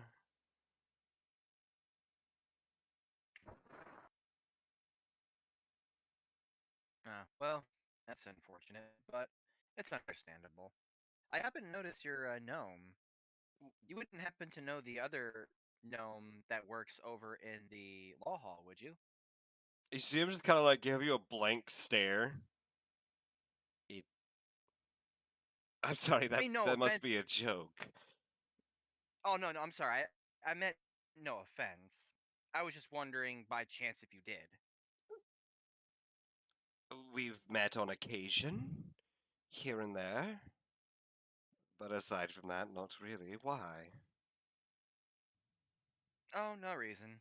No reason at all. Well, I'm sorry we couldn't be of more help to you today. Have yourself a good evening. And you see him just kind of like Thanks. quickly turn and scuttle off. I tell him thank you and likewise, and then I walk out the door. On my way back to the inn, do I have to walk by the law hall? Yes. Hmm. As I walk by the law hall, do I happen to see said gnome from before?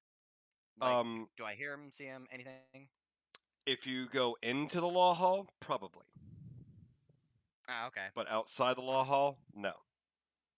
Okay. So I'm walking by and I don't see him, but there's probably like other people, but not him. Uh, And coming in and out, yeah. okay. Although there is one thing you do notice. Oh. The cloaked stranger from before is off towards the northern gate, leading out of Ashstone, and seems to be having a brief conversation, as it were, with Terwin and the elven woman. Hmm.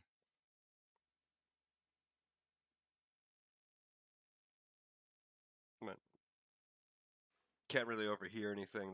They're about a good 80, 90 feet away from you. Right. Can I peek my head inside the door of the law hall to see who all is in there? Sure. And as you look inside, it's the odd collection of dwarves and gnomes and the occasional human here and there, and you do in fact see the top of the head of the gnome from before. Hmm. Does it look like their conversation next to the gate? Is it look like it's getting rather intriguing with them, or does it look like they're just passing a couple words? Uh, kind of glancing over, it seems that they're actually like in the depths of a conversation, and that it seems some propositions are being made as they are making very clear gestures with their hands. Hmm.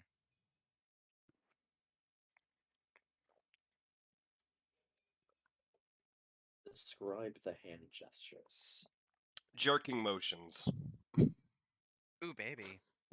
No, it is the open palm, motion towards one another, and then motioning towards the northern gate.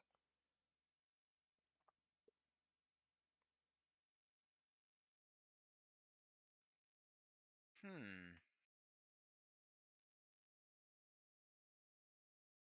Asteroid, I'll bite.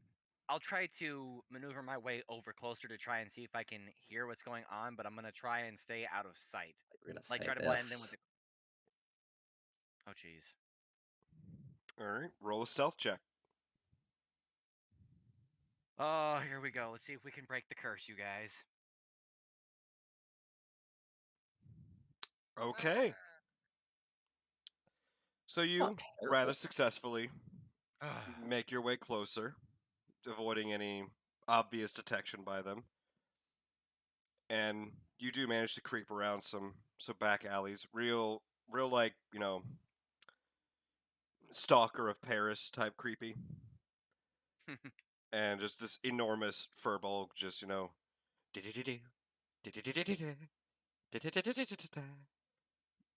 and you do get closer to over here, and you do Just imagine. hear Terwin offering to the cloaked individual to travel with him and the woman, who reveals that her name is Zadia. and is offering to travel alongside them as they are heading towards Ixtabanis. And as they are mentioning that this individual, the cloaked individual, mentions that they are on their way to Venture's Cross. And offers him basically to ride along with them.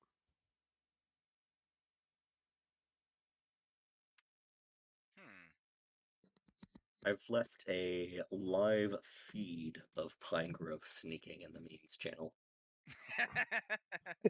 Oh god, I It's gotta see this. It's I can Krog totally from see the it, though. Emperor's New I Groove. can totally see it, though. I can totally see it. You got me. You No. totally got me. It is immediately what I thought. That's just Pinegrove right there.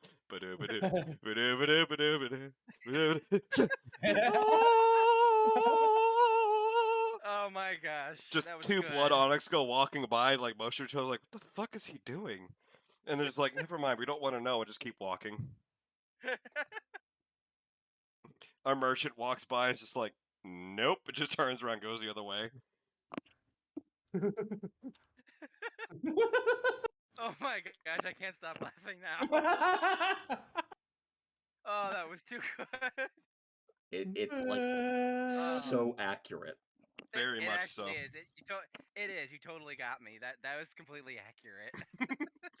It's just so perfect for this situation. It Right. really was. But Anywho, back to our situation. all that Yeah. aside, so what are you doing? Okay, so I'm sitting there listening to them, and this is the stuff they were talking about. Mm-hmm. Did they end their conversation right there and walk off, or? Roll a perception check for me. Oh crap! Let's see here we this go. curse again.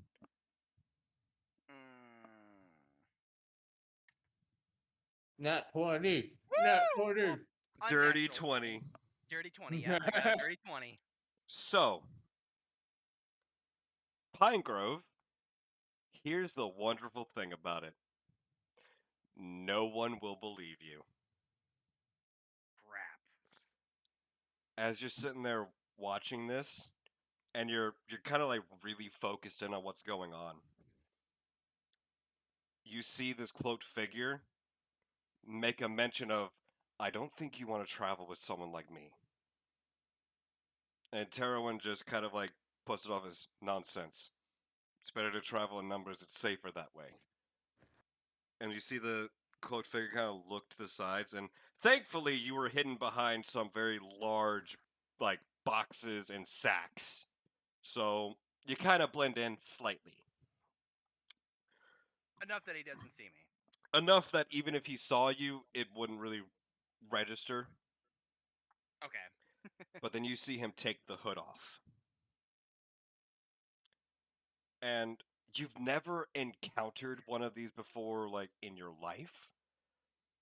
But you know what this is. As his hair seems to be just kind of gently flowing. And his eyes have this very soft, milky gray coloration to them, almost like clouds.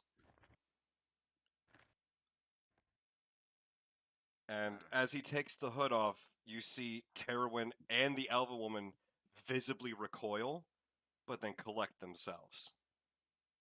And you hear Terowin confirm your suspicions. So, that's it then, huh? You're a Genasi?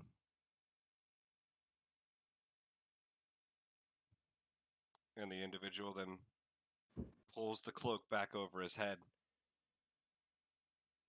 And the fact that this does not dissuade you concerns me a bit. And you see Terowin just kind of motion to Zarya, who's next to him. She tried to kill us. I don't think you could do anything else to dissuade us. And you see him kind of chuckle. And as he does, you hear the soft crackling of what seems to be like thunder coming from him. And you see him just nodding. All right. I'll travel with you. but I can't guarantee your safety, especially traveling with someone like me. You see Terwin kind of nodding the three of them, then with Terwin kind of carrying Zarya in one arm, just start heading off towards what you would assume to be the northern gate or the stables.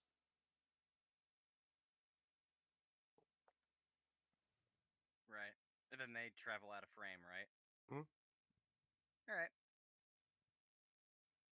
As soon as they get far enough away, I pop out of my little hiding place and I just hightail it back into the town. Okay. At this point in game, what time is it? Probably by this point in time, it's probably somewhere around 7:30, 8 o'clock. Okay. Is the law hall still open? For the time being, yes. Hmm. Okay. I'm gonna go and pop back in over there. Okay. You still see kind of the same people there, including the gnome at the desk. All right. I'm going to just casually just walk up to the desk and tap on it and say, "Hey, do you got a minute?" You see the gnome kind of like look up, and as you have gotten closer now, realize that he is got a looks to be a small crate next to him, and seems to be putting things into it. Oh no. He got sacked. Yeah, you have his attention. Earlier, I couldn't help but to notice the way you kind of eyed and responded to the lotus petal. Is there anything in particular we should know about? Also, your boss, he's not here, is he? You see him kind of just. No, he's up in his room, berating the walls for holding up the roof. And yes, I know that flower. What do you know of it? I know it shouldn't exist. I know the yellow ones are dangerous and the red ones more so. I also know that they are not native to Ashenwake. Those can only be found somewhere in Deepmire, or perhaps even in the Junise Forest. Far, far from here.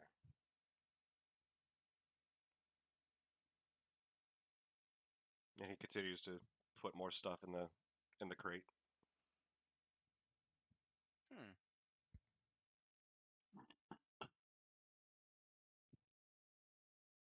So there isn't anything else you would happen to know? You see him kind of stop for a moment. And I'm basically just looking down at him, giving the serious, like, I think you might know something that you're not telling us look. And you see him just kind of like look all the way up at you. And looks down at the crate. Well, no harm saying it now, I guess. Yeah, his son was experimenting on them. Everyone knows that. At least everyone here that knows the Dimnovas. We also know that he would murder to keep his son safe, or to protect their name, or fire whoever was responsible in unveiling this information. You see him continue to put more of his stuff into the crate, and then he hops down from the chair and just picks the crate up and begins walking out. Oh shit, did he get fired? I did say that, yes. Damn. Yeah, the instant that he said he's putting things into a crate, my immediate response was, oh no, he got sacked. Mm-hmm. Mm.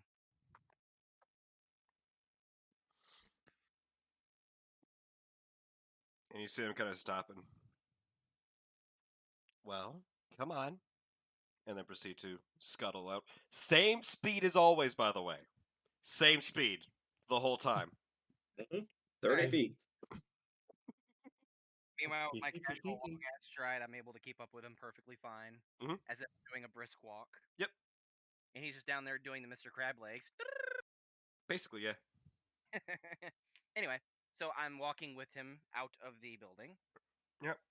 And as you all leave, you kind of see the eyes and the murmurs kind of creep around from the others in there. And they're watching him leave.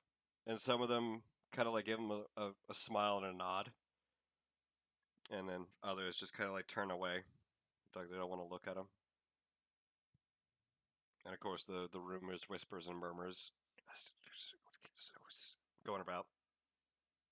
And as you exit out of the law hall, you see him just kind of. Well, time to go job hunting again. Who knows? Maybe this time I'll have a boss that I actually can enjoy working for. Right. Well, I do wish you well in that travels, and in your search. You see him kind of nodding. It just gives me great pleasure to know that my last day in, I finally got to see somebody put him in his place. And also drain the treasury at the same time. It's a great day Yeah. to leave. I definitely chuckle to myself when he says that. You see him just kind of go down the steps one by one, just kind of hop, hop, hop, hop, hop, Jeez. and then proceeds to scuttle off towards the tavern.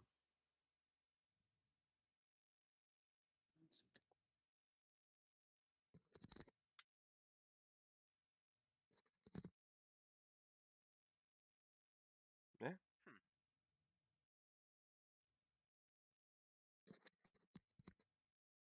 As we're Which, walking, I go ahead.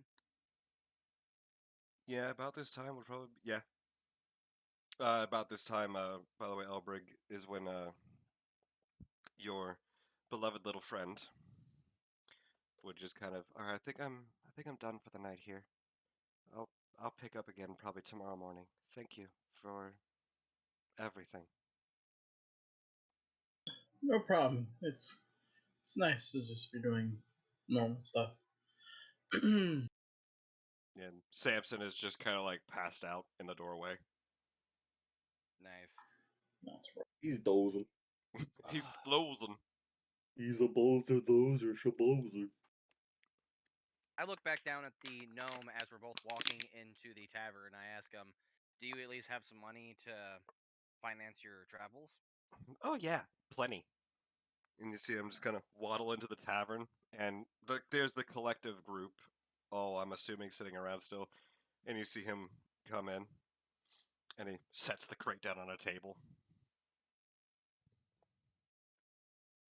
and he just kind of waddles up to everybody and just, "Fuck that guy, am I right?" And then goes up to the bar. Nomad like his pen stops for a moment, and just like looks up blankly.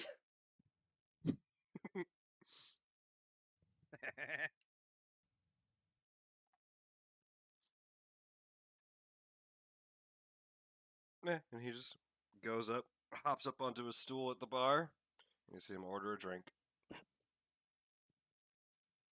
I'll join him and I'll order a drink as well. All right. So I'm going to. Has anyone else got anything else they need to take care of? As Elbrig is still with Tanya, finishing up what they're doing for the night. I'll be right back. I gotta Mm. use the bathroom again. Not that I can currently think of. You know, they say drinking more water has a lot of benefits, and I'm sure it does, but the most noticeable effect is that you just have to pee more. Elbrig, you got anything else before you and Samson head back to the tavern? Mm-hmm. I was actually gonna go to that same leather worker. Okay. Well, actually, before I go to that leather worker, I would go to the tavern to pick up my share of the reward money and then to the leather worker. Okay. As you walk into the tavern, you do now notice that the gnome from the receptionist has gotten his drink and is over at a table with what looks to be a box or a crate full of all the stuff that was on the desk. Oh, you get that. And he just kind of raises the drink to you and nods with a big smile on his face and then downs the drink. Mhm. And then you get your share of it, and then off you go, I would assume. Believe I said. Yep. Me check. Getting over to that leather worker. You are also met by a elderly looking gnome with a monocle over his right eye that does not seem to have a lens in it.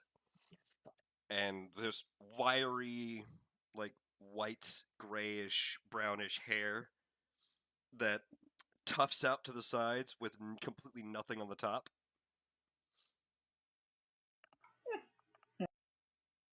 Good evening. Ah, yes. And you see him, scuttle. Can I help you? Yes. This is obviously a tailor's. Do you guys do leather work too?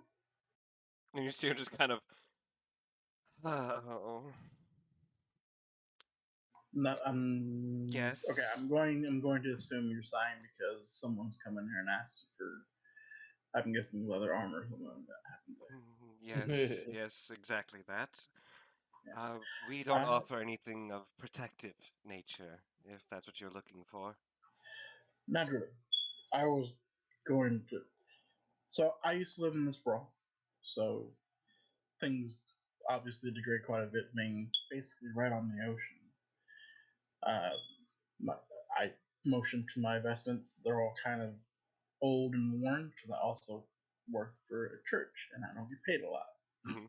I now have money. I kind of need an upgrade. I haven't. I've just recently come into some money, and I have really have. I've had these clothes for I don't know, nigh on probably 10 years. So I was hoping to get some nice sturdy travel clothes, probably reinforced with some leather so that they're harder to wreck. Ah, and would these be a replica of what you're currently wearing? Uh, the something probably more form fitting. These are rather billowy. Ah, of course, of course. We're also in a different. We're in a much different climate. Over in the sprawl, it's nice and sunny most of the time. Lots of sunlight. Over here, not as much. Well, on this side of the Amethyst Hedge, not so much, but as you get more towards Silavour and Janice, it gets a bit brighter. So how about two sets then? One that's a bit more form fitting and warmer, and one for getting back to any sunny areas.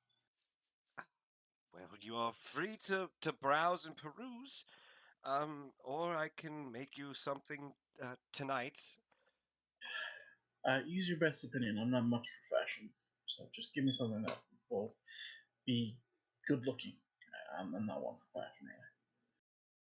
So you are asking him to pick something from his stock that's already ready and available? Yeah, sure. All right.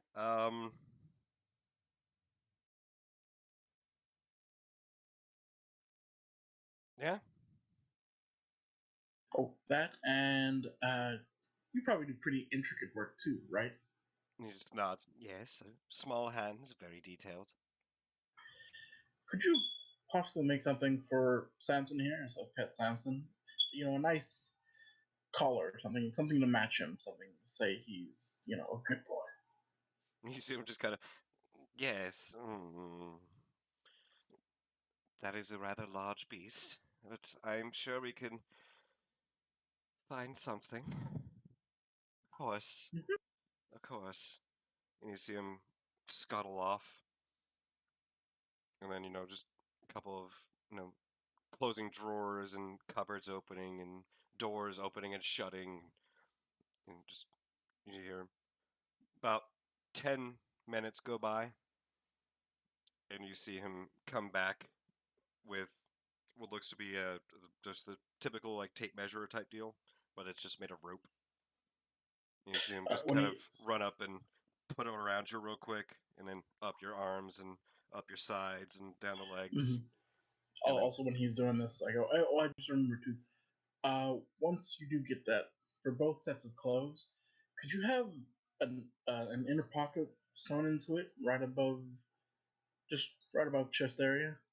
Nice, kind of large inner pocket, something that would be flush with it, like getting. If I wanted to slip, say, maybe a few sheets of paper inside of it or something like that. and see him kind of, of course, I can do that. Yes, no problem at all. Appreciate it. And you see him just kind of, finish up his quick measurements, and you see him very timidly walk up to Samson and like drapes the rope around his neck, gets the measurement, and quickly like takes it off and like scuttles off again. Samson's fucking huge. Oh, I know. Probably fit this gnome completely in his mouth, no problem. Yeah, no. Knowing how big, knowing the picture that I chose for Samson, I said, yeah, Samson's fucking huge and could Yep. easily eat a gnome or a halfling. And then about 30 minutes go by, and you see him come out again, and he's got draped over his arm. He's got a jacket alongside with an undervest type deal, and then it is very well made.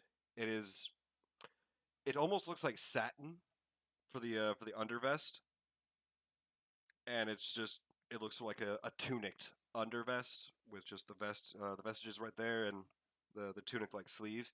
This is meant to be more for like the cooler, colder weather, with the addition of the jacket and some very nice slacks. And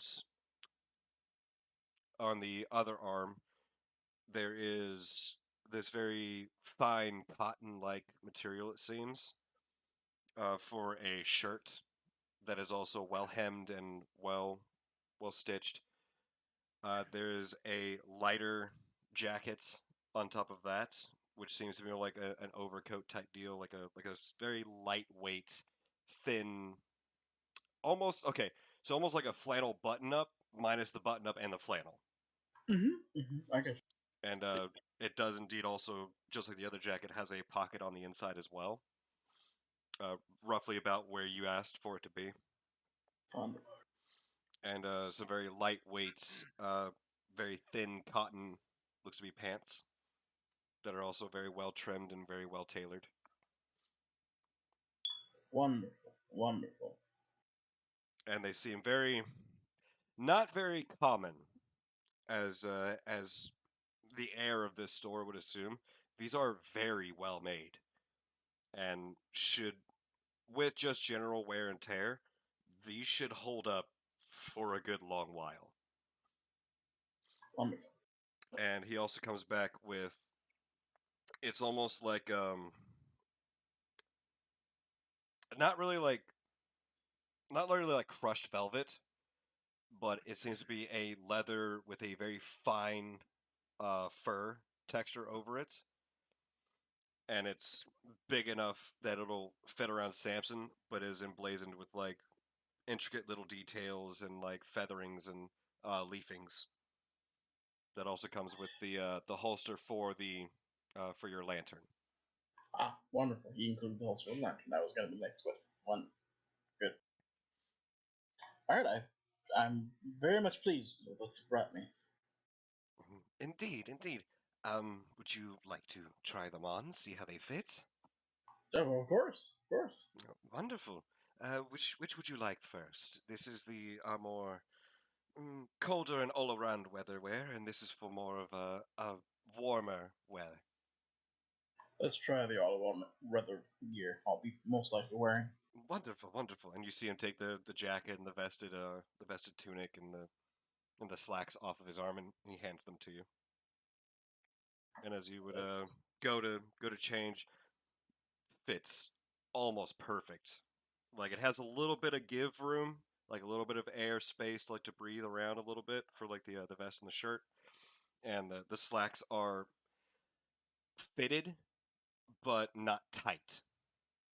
Like they're form fitting, but they're not like constricting you at all. So any like movements or musculature. And what you also notice is that the seat and crotch of these are also kind of padded, it feels like. Which One. you can assume this would be for like riding on a horse, or in this case, riding on a Samson. Yeah. And they are very comfortable. A lot of like the finer clothes had like the issue of itchiness. No, these are comfortable, breathable, soft to the touch, and also seem to be flexible. Sweet. And as you put the jacket on, it has that feel where you could wear this in like somewhat warm-ish weather and just be a little bit stuffy, but also like wear it in pretty cold weather and feel just a little bit cold. But just All right. that nice balance of in between. Cool. Yeah, they fit really well. And they both have. You said they both have the inner pocket, right? The jacket has the inner pocket, and the light thin overshirt type deal for the other one has the inner pocket. Wonderful. I trust the other one fits just as well. No need to try on that one, but thank you very much. Let's ring me up, and I'll leave you to evening. And you see him kind of yes, and for the monstrosity, Samson. would you like? And he kind of like timidly holds the collar out. Oh, right, no problem. Color. Put it on, Samson. And you put the collar out, and it's not tight, and it doesn't like hang like super loose. It's just enough where you can like put a grip, like with your fingers under it, and like hold on. Mm-hmm. And yeah, Hook up the lantern to it as well. and the lantern holds up, and he gives it a little shake, like Samson shakes, just all the fluff everywhere. And yeah, it holds sturdy, it holds just fine, and yeah, it fits. Find the book. All right.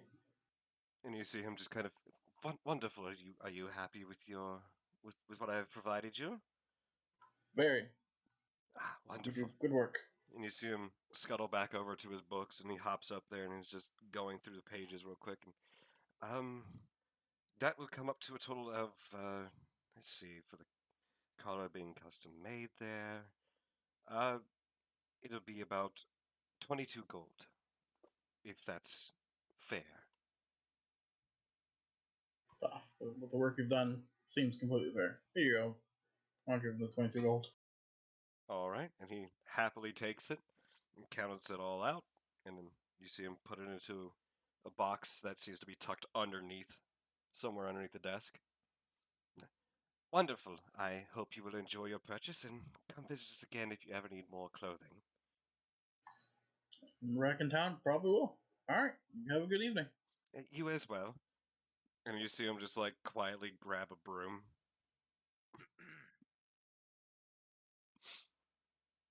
All right. That's all I got. I'm done. I go back to the tavern. Yeah, and as you leave, you kind of look back and you see him feverishly sweeping where Samson was. And like dusting off all the other clothes. But yeah, so you return to the tavern there, and you all see Elbrick return in some very, very nice clothes. Like, Samson looks like a new man, and so does Elbrick. Like, holy crap. Samson got that nice collar on, it works well with his fur, even goes well with the drool. It's awesome. And here comes Elbrick, fancy new digs. He got them nice, tight-fitting clothes that just breathe just right. Yeah, he looking pretty good. It's nice to have new clothes. Yeah, so you're all gathered about for the evening. Yep. Anything else anyone would like to address? No, No, I'm good. Good here. Nomad is still writing in his journal. As is Misty. He's got a lot to write about today. Mm-hmm. Tyrell, anything?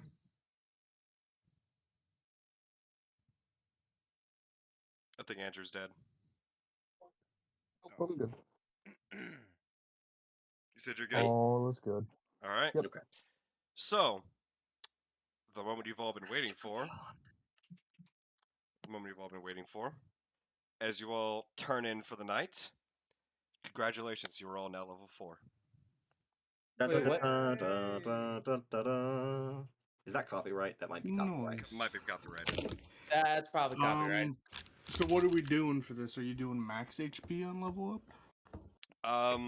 Honestly, I would go ahead and say you can roll for it if you would like. Not till after level 5. I'm good. Oh wait, I'm at. So okay. How do I add a level? You edit your sheet and literally just go into Carry Master and have a level. Ah, Level 4 Jack Con. Wait.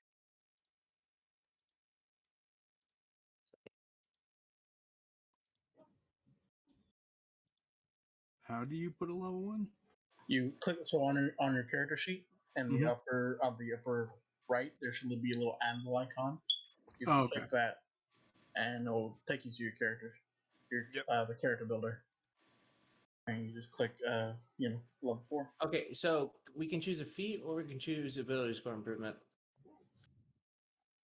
You can What? indeed. Huh?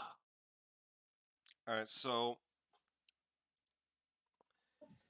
as you all turn in for the night, you are now all level 4. I will let the wife do her adjustments to her sheet afterwards. She is also now level 4, meaning she has 31 max HP, depending on her choices.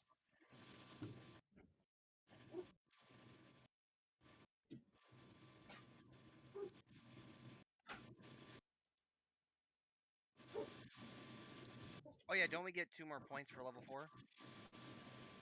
You get 2 points or a feat.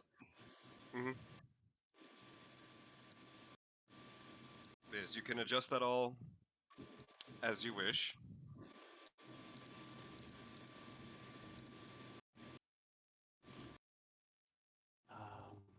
Okay, that's good.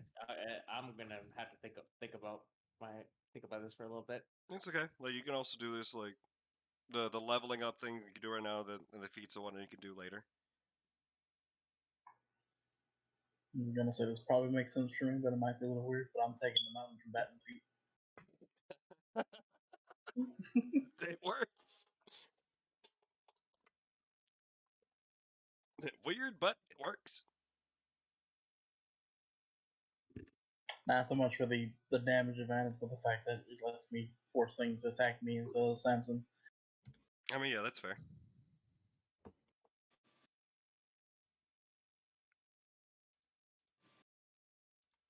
One moment.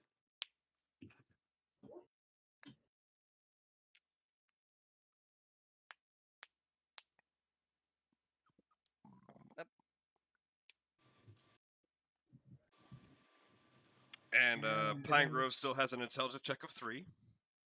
Yeah, I'm trying to modify that, but I can't find my way back to that setting. How to get back to the builder.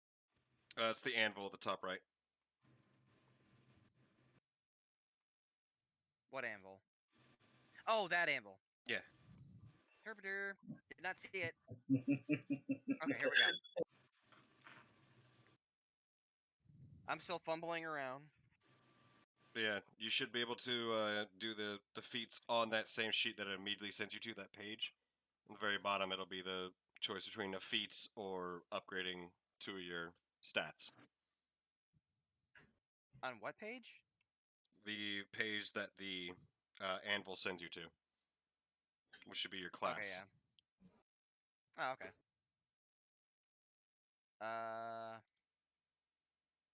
Okay, there we go. I'm back.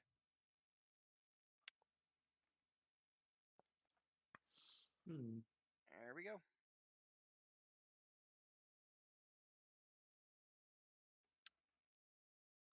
All right. So,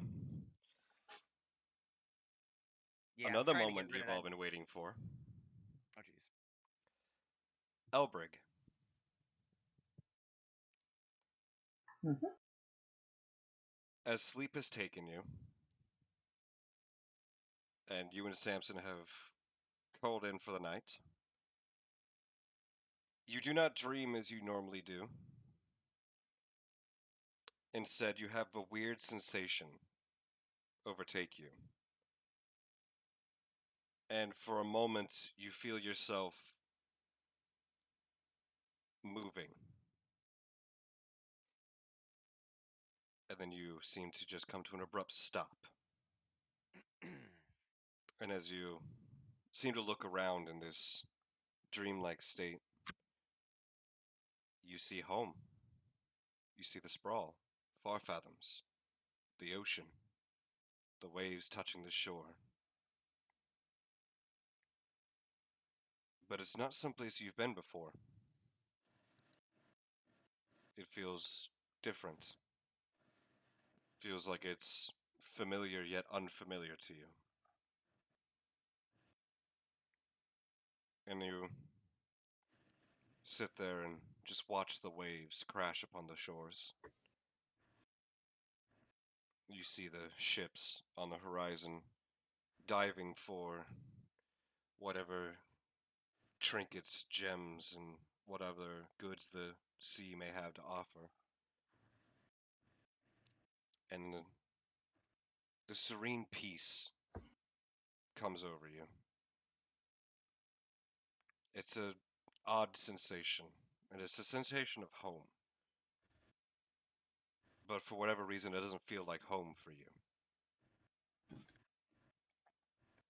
And as you sit there watching over the shores, in another moment you feel yourself moving again, rapidly. The ocean seemed to vanish beneath your feet. The shoreline now gone. The stars in the sky seeming to just blaze past you. And you appear atop a mountain, overlooking some kind of cold, snowy peaks. Below you, you see what looks to be a deep river, wide, spanning between these two land masses. And the silence here is deafening almost. And again, you stand and watch over this oddly quiet and strangely peaceful scene before your contemplations are interrupted by the appearance of an individual beside you. A dark, looming figure that seems to stand several feet above you, adorned Oh. in black, dark armor. The crunch of heavy metal striking against the stone beneath the feet, and this looming presence looking down upon you. And in a voice that is not your own, you hear yourself speak. Well, it's a strange feeling. Staring death in the face and not knowing what actually comes after. This figure does not seem to respond, but seems to instead bend down, still towering over you. It puts a hand on your shoulder, heavy, cold, almost iron wrought. You know, never thought it'd be you. Not once. But things change. As must I. And in your hand, you begin to collect what you can only assume is a strange essence of the world itself. And it begins to collect, and you seem to strike it into this figure's chest, sending him flying into the sky. And you assume a more battle-readied stance. And just as quickly as he disappears, you see the mountain, the stone beneath your feet, just become sundered and rent, stone flying side to side. As this being then seems to carve straight through the stone with a blade in hand. And you parry it as best you can, dodging side to side. Stroke after stroke following after you. You begin to dance from mountain peak to mountain peak, jumping across this chasm, from one side to the other, falling into what seems to be many different mountain peaks, each one covered in snow, ash, stone, red, browns. It's all going by too fast. You can't really focus on anything. Your focus is on that which pursues you. This great, blackened, armored beast. Unspeaking, unflinching, unyielding. And as it chases and carves through the sky after you find yourself dashing back again once across the land. Clearing mountains, valleys, streams, roads, towns, cities, in just what seems to be moments. Until you are once again at the shores of Far Fathoms, where it comes to an abrupt stop. As one last cleave of the blade strikes down and another stabs straight through your chest, pinning you straight to the ground. But no blood escapes. And the eyes that now peer down at you are blackened, cold. Strokes of purplish lightning seem to flash in them. And as the smoke seems to clear from off this armored visage, it is indeed a suit of armor, and a paled face beneath, with eyes that now shift to a deep red color. I'm sorry, but it must end. The lies must end.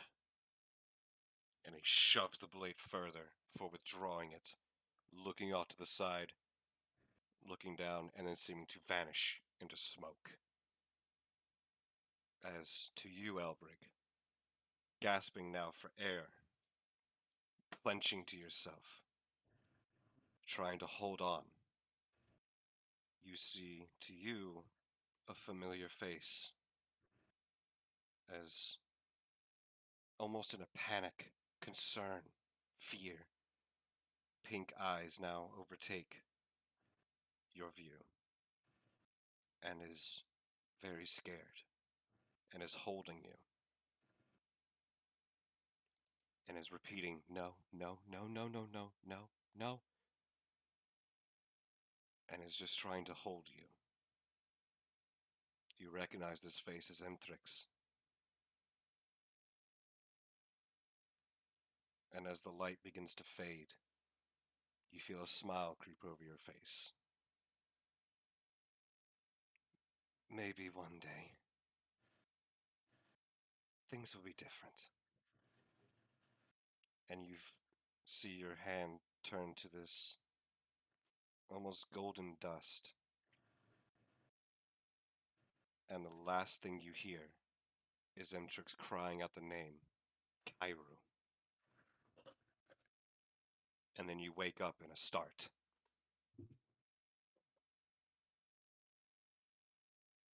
Nothing's changed. You and Samson are there, both cuddled up to each other. The morning has come. But you feel not even anxious, not even panicked. just a sense of loss, like an emptiness. And that feeling quickly goes away. You look to yourself and you are unharmed, uninjured. Nothing seems changed.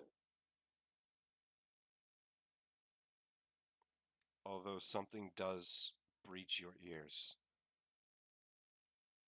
Like an echo of an echo from the distance. You hear this soul-shattering scream of pain. And then it falls silent.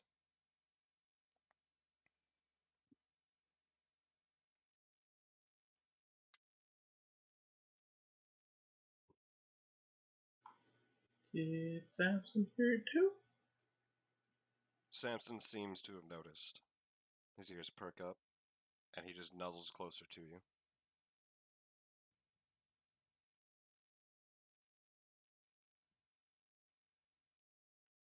I'm allowed to panic now, right? Oddly, you don't feel the need.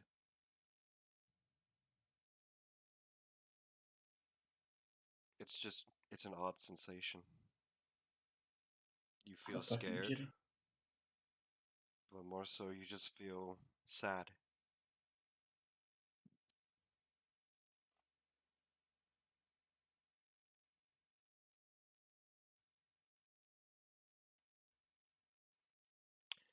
So, the day greets you all, and what a wonderful morning it is. Motherfucker.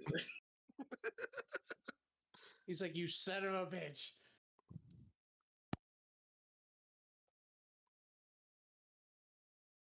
There's a roll that needs to be made.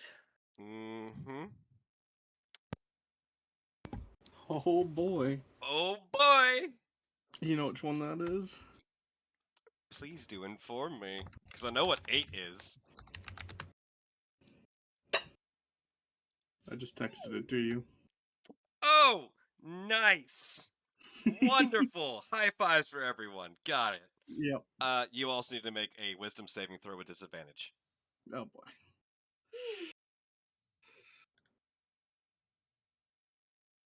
Good job. We're making plays, boys. 3 to 16. We're taking the 3. And second verse, same as the first. You wake up and immediately go to unwrap your present. Hmm. And as you do, make another will save at disadvantage. Why? Make another wisdom saving throw with Oh, disadvantage. okay. Oh. 2 nat 20s. Nope, 7 and 18.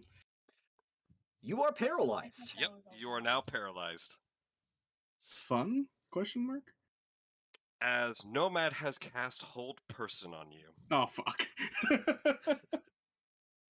Yes, Nomad, this fine morning, Was sees prepared. Carol stir, Was prepared. immediately go for the package, and just goes, hold person.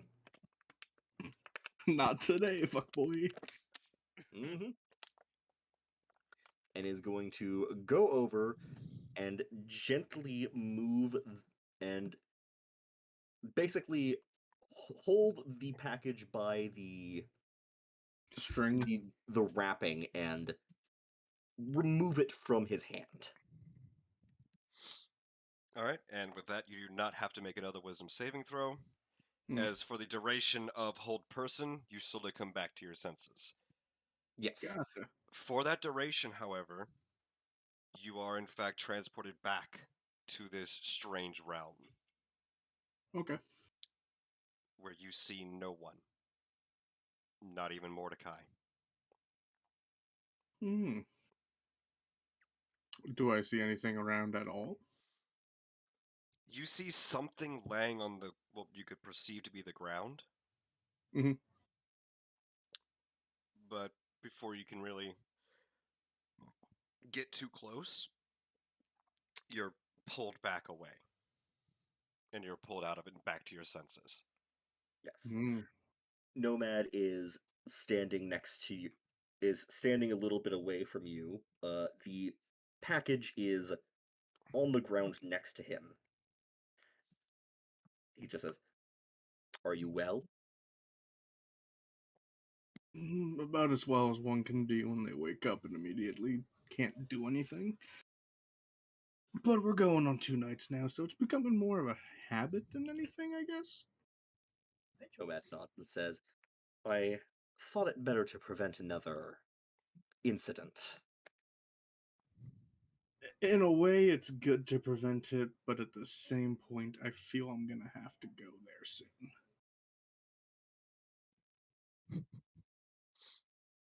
Nomad would ponder this for a second and say, "Whatever you believe is best. I don't know what burden you carry, but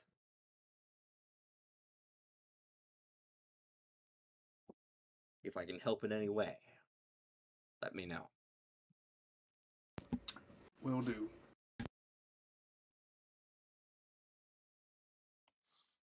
All right. So as everyone else greets the day, Elbrick seems Elbrick, but everyone else just kind of gathers, and you all kind of are accepting that it's actually a quiet morning. Oh no, you jinxed it. No, it'll stay quiet for now. There's something I must acquire first before I decide I want to make it a not so quiet evening. It was not a quiet morning yesterday, let's put it that way. Indeed. But Nomad. yeah. Yes. You've had this sinking sensation of something hidden across the sea. Not underneath, but across. That is completely gone now. Huh? The sensation of something from across the sea having been hidden is completely gone. What do you mean Jormungandr disappeared? Not from beneath the sea, across it. So we're in Ashstone right now, and by sea, I assume you mean the ocean we passed over. That way. Which way? Oh, that way. Over this way, you still sense something from beneath. But Across from the ocean. that way, I have suddenly lost a sense of something that I previously had. Mm-hmm. That is not ideal. And having lost that, you don't really fully understand it. But from somewhere, you can't even pinpoint a direction. It just seems to be all around you. You feel a sense of fury, the likes you have never felt before. And it's almost tangible, and it seems to be moving constantly.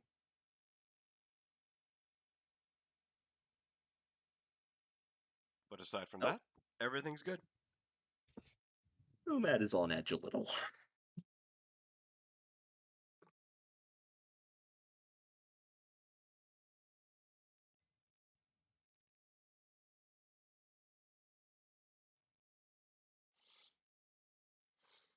Yeah. The day is yours. What are you all doing? Assume all the others are getting brekkie. I'm gonna head to. I'm gonna head, I'm trying I'm to gonna find head this. to, I'm gonna head to the library. What library? Or sorry, the bookstore. So, what did we What say we were bookstore? doing for health on level up? I'm sorry, I never really heard. If you want to try and roll for it, you can. Otherwise, until you figure out what you actually want to do for it, you could just hit level 4 and then it'll adjust it automatically. Oh, I just wanted to know if you wanted us to take a max hit or just roll. Because there's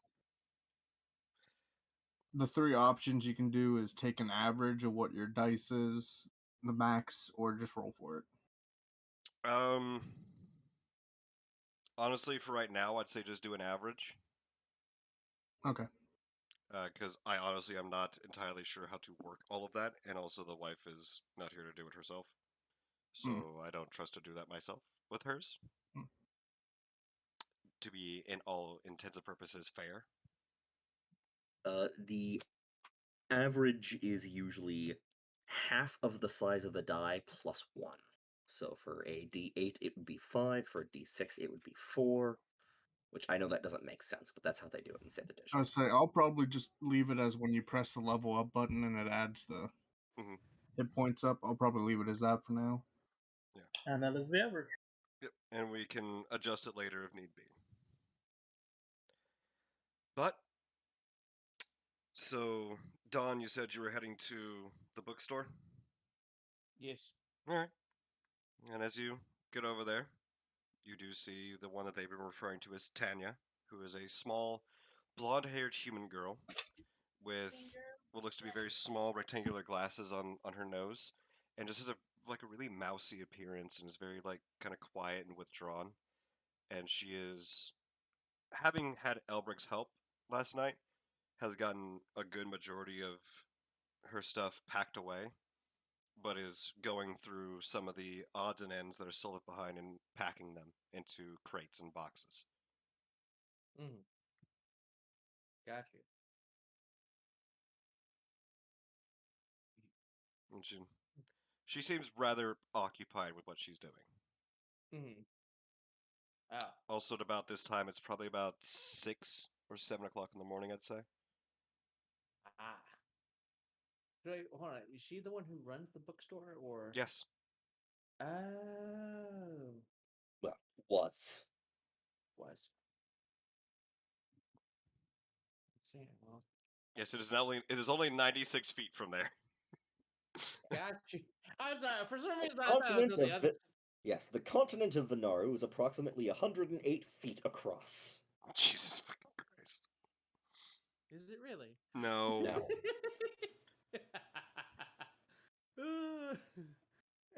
You Yeah. know how tiny that would make everybody? But yeah, you see Tanya there. Okay, well, I noticed that it isn't open, so. I mean, the door seems to always be open, but Uh, then again, it seems like she's shut down her business. ah. Well,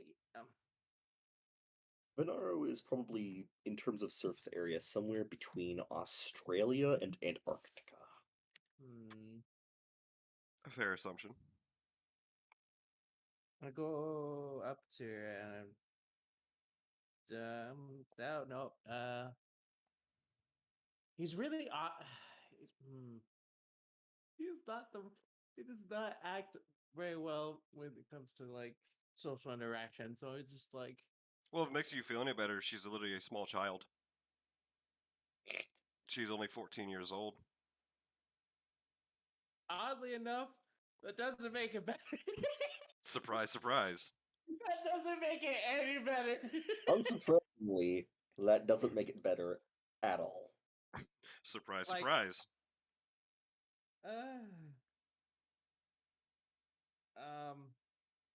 Jesus.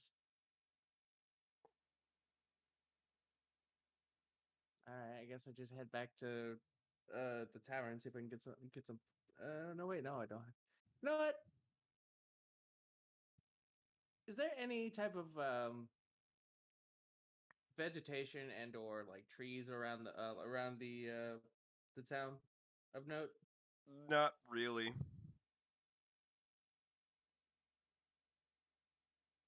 I mean, there's small, desolate shrubs on the outskirts of the town, but nothing really of note.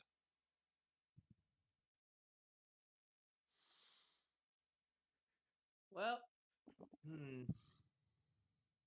I guess he's just gonna go back to where he was and just fucking just sit on the fucking porch.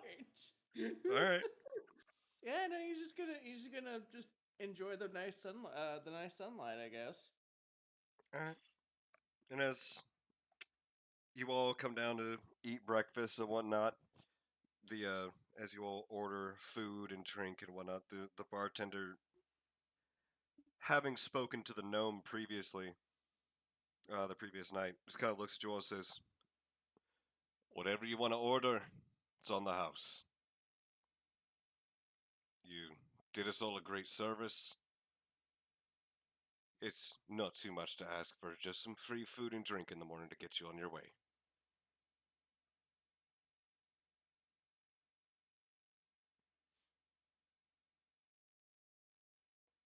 But that also, Misty, makes it a point that we should probably head out, as it's still a bit of a ways till Deviexnum. And she's eager to get there. Hmm.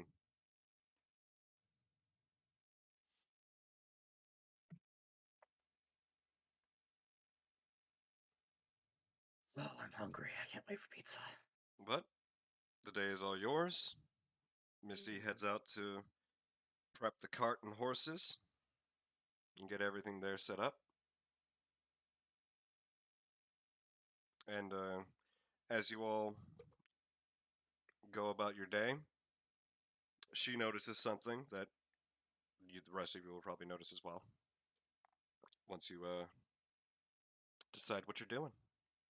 No, Nomad would have been packing up and then would return the key to the room, to the tavern keeper, and then would also head out to go check on the cart, the wagon. All right. And what are the rest of y'all doing?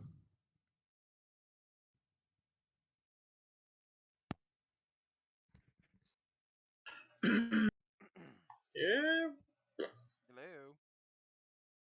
I just get ready to leave, pretty much.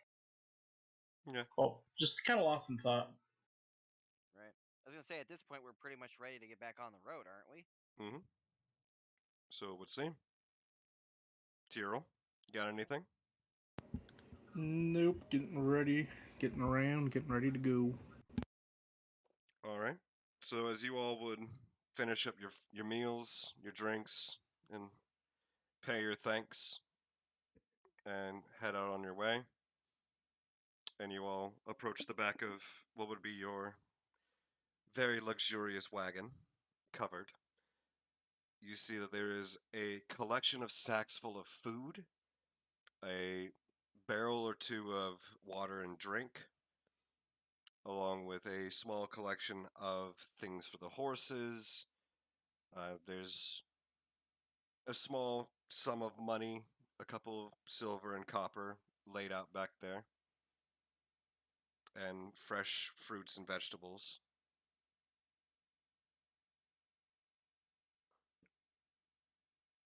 And the the blood onyx that are there, with a smile, just have no clue how it got there. A small what? With a smile, they claim they have no idea how it got there. You know, I missed what it was. It is a. You used to have just a few sacks of like horse feed back there. What is now back there is a collection of sacks full of like fresh vegetables and fruits, like Oh. 2 barrels of water and some other drink. There's some more feed and whatnot for the horses. You find that there's a small grouping of like some silver and copper pieces laid in the back of the wagon, and the horses also have been well groomed and have been treated very nicely, so it seems, and that the blood onyx that are there, just have, with a smile, no idea how it got there. Couldn't tell you.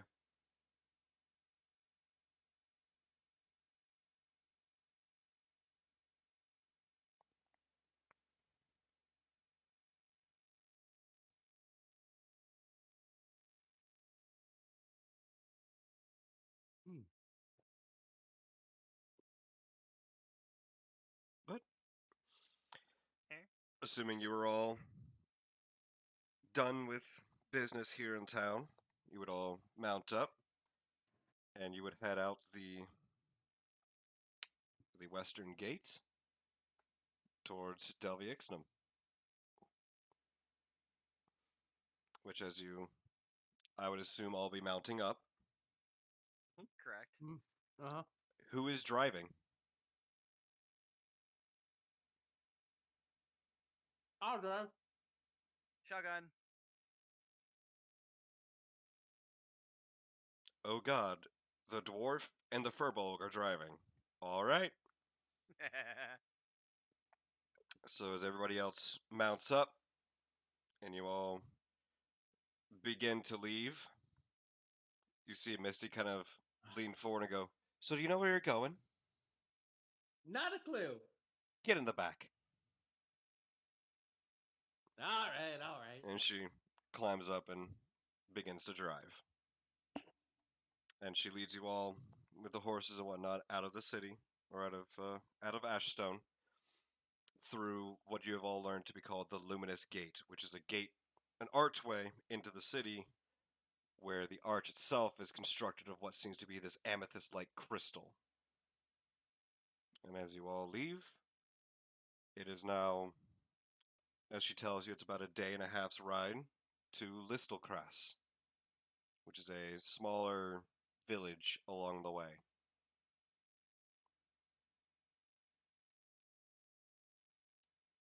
Which would be there.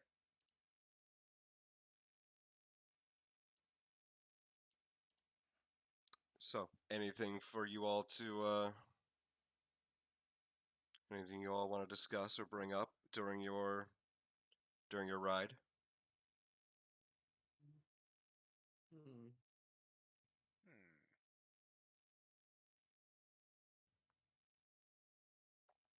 Nothing I can think of off the top of my head. Ditto. We're just riding. On the road again. All right. A nomad would be, Did- unless anybody needed him, once again moving on to another book to read. Probably. I would be reading the book that Nomad finished from Mhm. Cadmus and them. I'd probably be napping the whole time. All right. And Pine Grove and Misty will be needed to make perception checks. Duly noted. Really? It was about to be a 17 and then it rolled over to a 3. I saw that shit. Uh-oh. That's bull. Well, That's bull. What?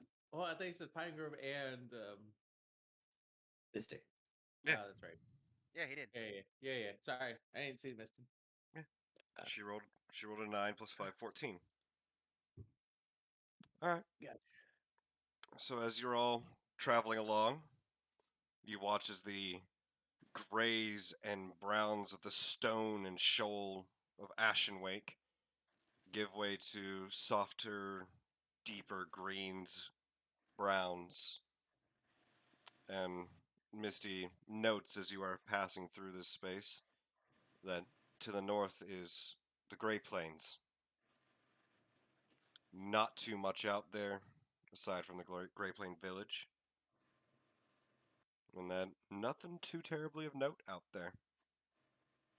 But that it is the northern route that leads to Ixtabanis, which is the military capital of Vanaru, where the soldiers are trained, recruited, and given post. It is also the route that leads you to Ventures Cross, which is a bustling hive of all manner of degeneracy, underhanded scumbags, and typically ne'er-do-wells, but is also a merchant's paradise, as anything that can be sold will be sold there. Ooh. But then she mentions that she greatly prefers this route, as it takes you through more of the grasslands and fields and plains, and there's more trees and life.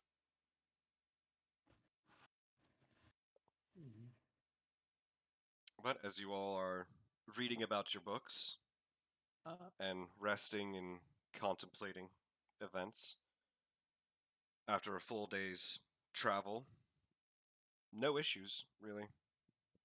No issues seem to come up.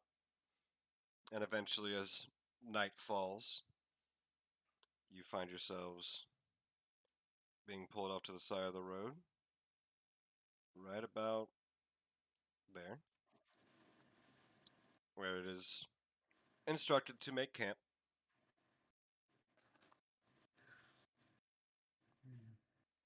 And you would all, I would assume, make camp. And who would and again, like, you guys can either ride all the way straight through to Listelcrass, or you can stop to make camp here. What time is it in game, and how much longer would it take us to get to Listelcrass? From where you currently are and the actually good time you've been making, it's probably about another 6-hour ride to Listelcrass, and currently it's about 8-9 o'clock at night. You've literally been Okay. traveling all day and have only stopped to rest the horses, give them water, and eat and drink. Yeah, we're better off making camp here for the night.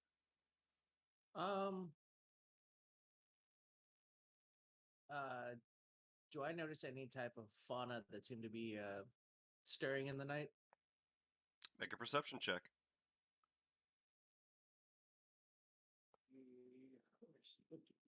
It's which one? Perception. Trying to find it on the character sheet. I'm not used to this.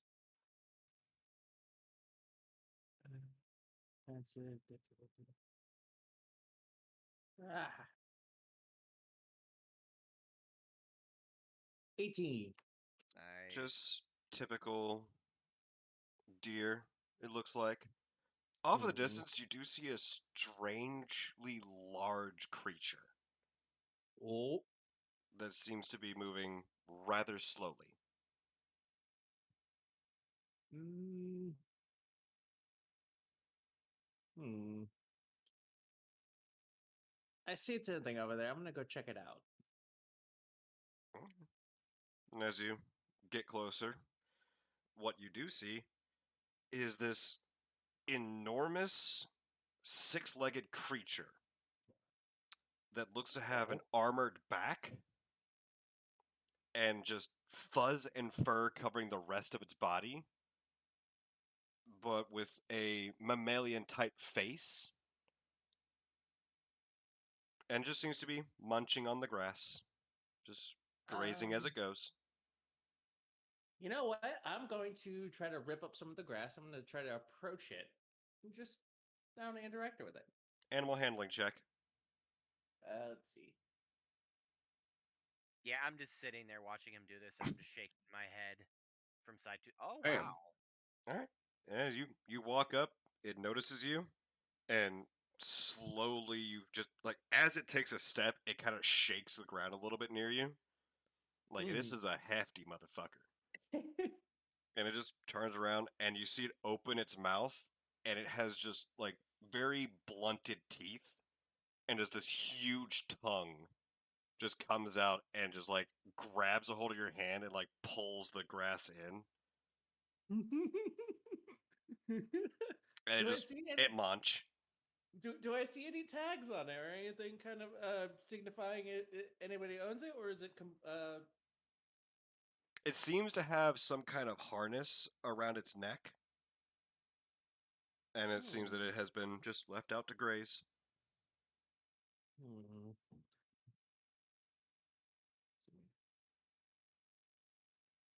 But yeah, and as you know, probably haven't seen one of these things before. I haven't. I'm really intrigued. I pull out my pen and quill. What are you? I start doing a rough sketch of what this creature looks like, and I just like, and I'm really curious as to why is there a harness on this thing? Yep, and it just idly just keeps munching, Would it be a nature check to see if anybody knows what this thing is? It would indeed. Okay. I mean, have you all joined him in finding out what this is? I'm about to say I don't know if anyone joined me. Whew. Yeah, I'm gonna ponder. Me being a ranger, I've seen plenty of creatures in my days. I might know what this is. Pinegrove, you're fully aware of what this is. What is Alright. this? Indeed. This particular creature is called a fuzzbug. Oh my god, I love it. Fuzzbug. Also known as a fuzzbeast. They are quite prevalent around here, as they are used as beasts of burden for many of the farmers and are actually bred in Siloris to so work this is the fields.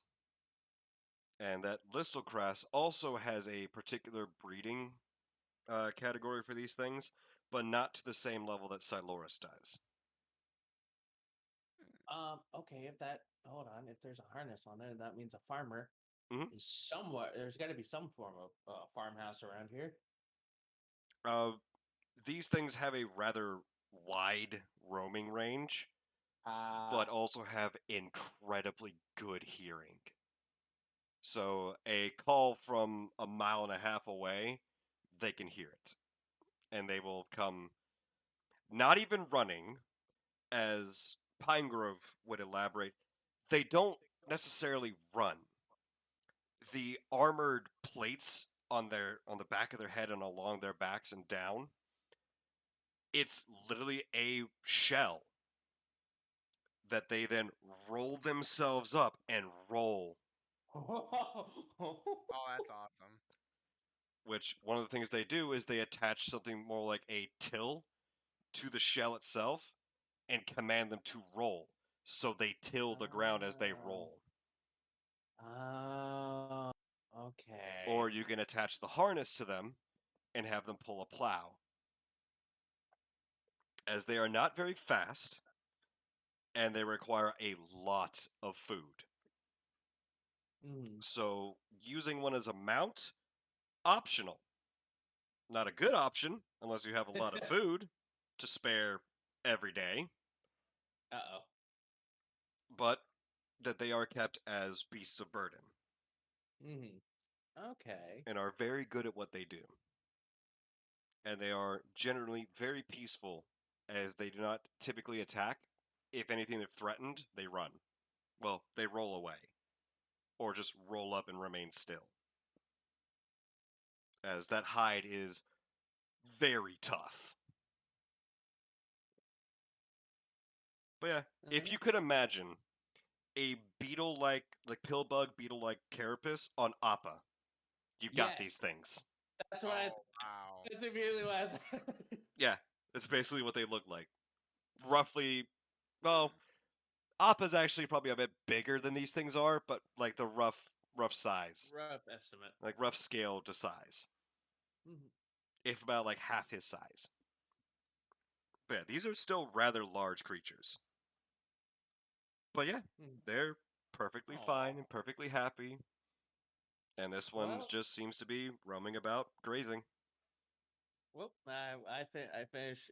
He's eating all the grass out of my hand. I'm just gonna go back over with my rough sketch of the what do you call it? A bug beast? It is a fuzzbug or a fuzz Fuzzbug. beast. Fuzz beast. Got Fuzzbug. you. Oh, I love nature. But yeah, Appa with a shell minus the horns. Like, yeah. Yeah. So I'm guessing the rest of you will bed down for camp. Right. Mhm. Is anybody gonna be taking watch? That's what I was going to ask. Who's taking watch? Yeah. Nomad. All right. And who else? Because Well, Nomad that's right. does need that period of time. Right. No, I've slept most of the day. I'll take watch too. All right. Yeah. I was gonna say, Nomad, you technically don't need to sleep, do you? I mean, Nomad does not need to sleep, but he does need to stay completely still. So he can keep watch in one direction. and his awareness is just slightly lessened but his perception of things around him is a little bit better than being asleep. So he's kind of zoned out on a single point, but he can still be woken and stirred easier than somebody who's asleep. But for that, I will need both of you to roll a perception check.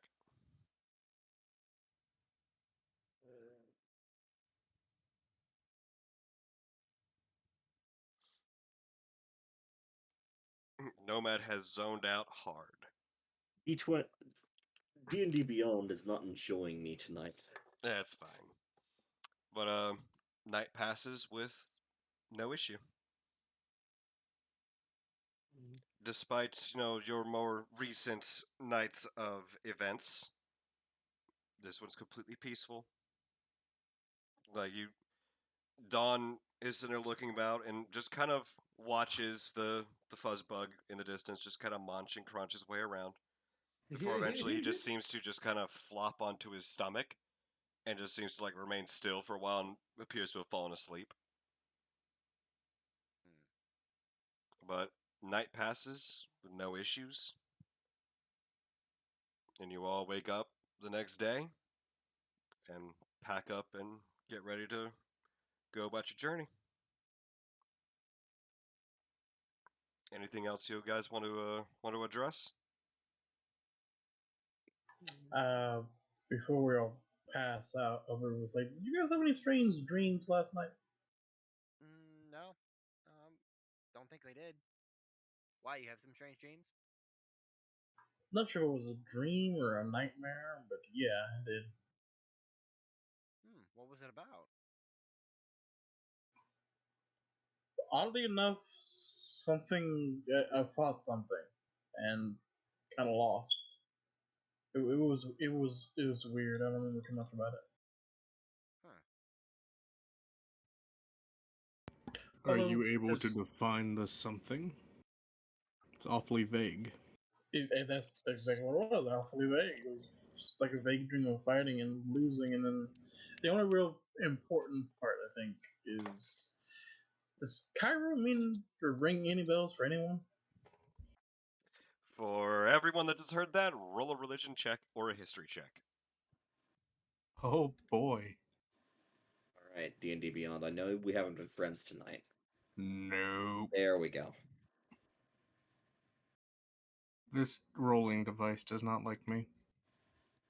Me neither. Although I did have a couple, so never mind. Okay.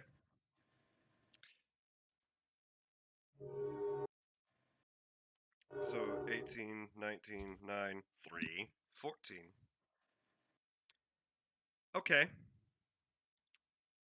On the average, it was a rather good success.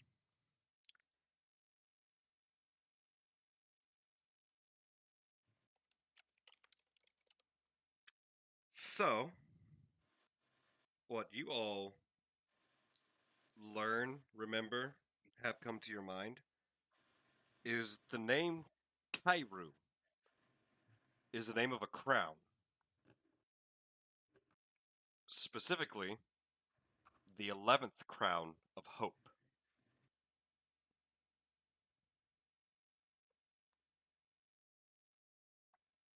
And which one of you rolled the 19? Me. You and Misty know, specifically from your book, Nomad, Mhm.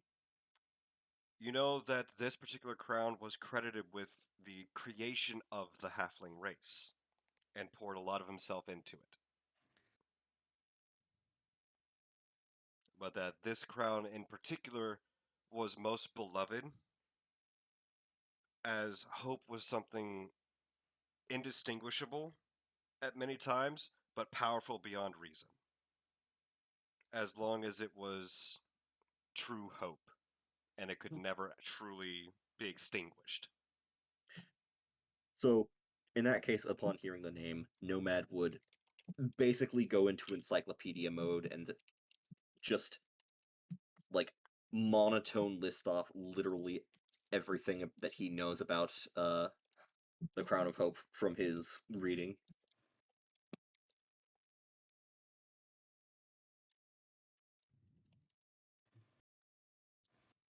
Okay. That is quite the report there.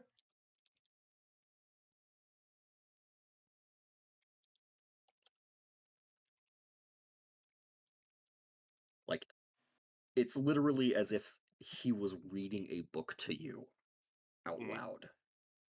But he just said it. Yeah. So basically, what Elbrick learns is that Kairu is the name of the 11th crown of Hope, who was credited with creation of the halfling race, and was particularly well regarded and was very fond, of his creations, and was thought of quite kindly and fairly by the majority of the races of the world, just because all around Kairu didn't really do any harm and only sought to inspire hope in others, even when he had none himself. That he was just all around was a rather good guy. Not distinctly powerful, but in itself was powerful.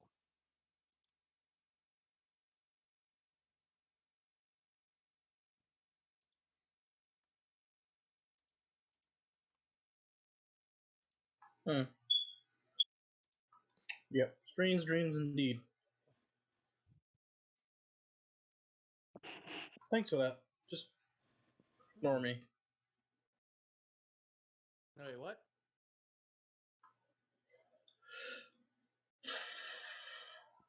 Just it was just a strange dream. And Cairo somehow apparently made his way into it.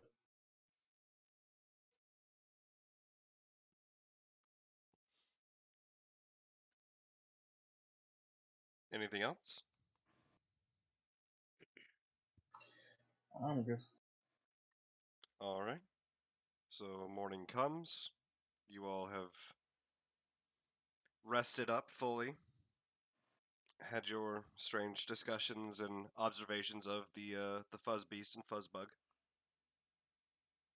and I you mean, begin you to. say morning comes, but maybe it's just faking it. Oh no, it's pretty evident. Oh, I know. But another 6 hours in, as it is now probably about 1 o'clock in the afternoon, you all roll up on what can only be described as a very, very small shanty village, which Misty then proudly proclaims as this is Listelcrass.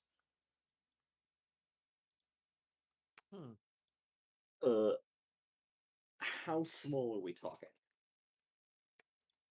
Listelcrass is a small village consisting of breeders and farmers, as they are apparent already out working in the fields and working about the town. And that's about it. There are uh, lower middle class homesteads with just the larger collection of what would appear to be fields and farms and pasture. And among all of this is a very small store, it looks like, which has a sign that is very well maintained, but seems really out of place in this particular village. And the sign says Bavasian's Baubles and Beauty Wear. Baubles and beauty wear. Mm-hmm. Okay. Ah, And looking about the, collection of homes and whatnot, there is one tavern, single floor.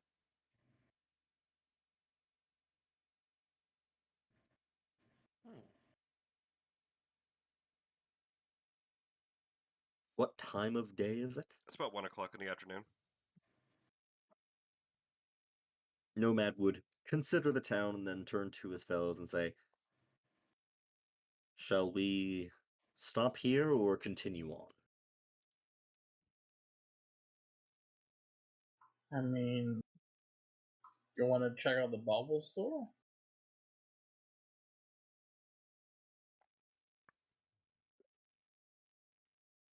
What does Does the store have a storefront? Like, is there a glass window in which they have products displayed, or is there any, like, iconography depicting what they might sell? On the sign is imagery of things like gemstones, rings, necklaces, that sort of assortment of goods. Nomad would kind of just turn and say, I'm not one for jewelry. I mean, no harm in taking a look, right? And you see Misty just kind of, looks to the group. I can tell you what's in there. Sure. Oh my Please gosh, don't be what's in there? Fireball. Please don't be Fireball. Please don't be Fireball. It's a fireball. No. No, No, she wait. she explains that Pavasians, that is the family name. The Pavasians are stone cutters and gem makers, or gem crafts.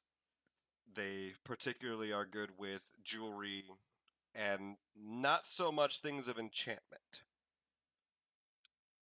That the son is just rather gifted at turning basically anything into jewelry, and that the father handles the merchandising and selling of whatever his son makes. But that they have a rather limited supply of materials, given their current location and circumstance. That they mean well, that they're great people, but they don't really have much. Mhm.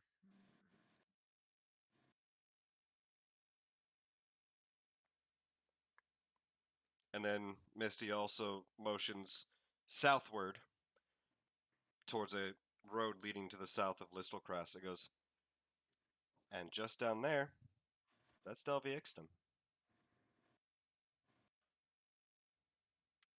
Okay. I guess I don't mean I don't really need jewelry. I guess we can just head on through. I guess.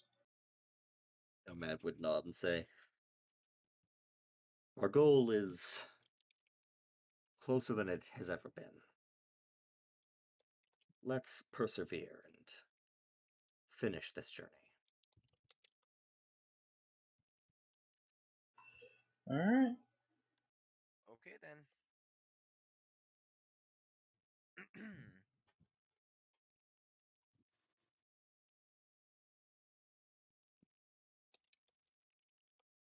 All right. So you all decide to pass up the wonderful offerings of Listelcrass to continue on your journey southward now towards Delvi Ixtum, which Misty then politely turns to Pine Grove. No offense, but I'd much rather have Tyrell up here, as he would be one of the other ones prevalent here. No offense. Prevalent, what do you mean? There is a presence of planar hunters here. The guild resides here. We're less likely to come into anything that might slow us down if he were up here with me. I'll shrug.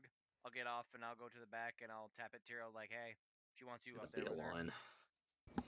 I shall move forward then and go up. Yep. And as you all get resituated, she tells you, all right, if you want to take a nap, now's not the best time. And you see her, kind of crack the horses real quick, and you guys take off again at a slightly faster pace. And Tyrell, and anyone else that happens to be peering forward or looking at where you're going, after about an hour and a half, another 2 hours of travel, you are rapidly approaching what appears to be the base of the mountain. and are quickly heading towards the wall. Tyrrell just peer back into the covering and just asks, "So how do people feel about pancakes?" And you see Misty kind of What? grin and gives the horses another crack and actually picks up a bit of speed. How do you feel about very flat pancakes? As anyone else that's now peering through the front, you now see the horse and wagon that you were all a part of right now is careening towards the wall, the side of the mountain. I'm gonna try to hop out. What's And going on Nomad just here? Nomad is not looking and just says, "What are pancakes?" As We soon don't as have Nomad- time for this, Nomad. As soon as Nomad says that, Dawn jumps out of the back and just lands square on the ground and turns around, and all you see is the horse and wagons disappear into the wall. Oh God. Da, da, da, da, da, da, How do you feel da. about atomized pancakes?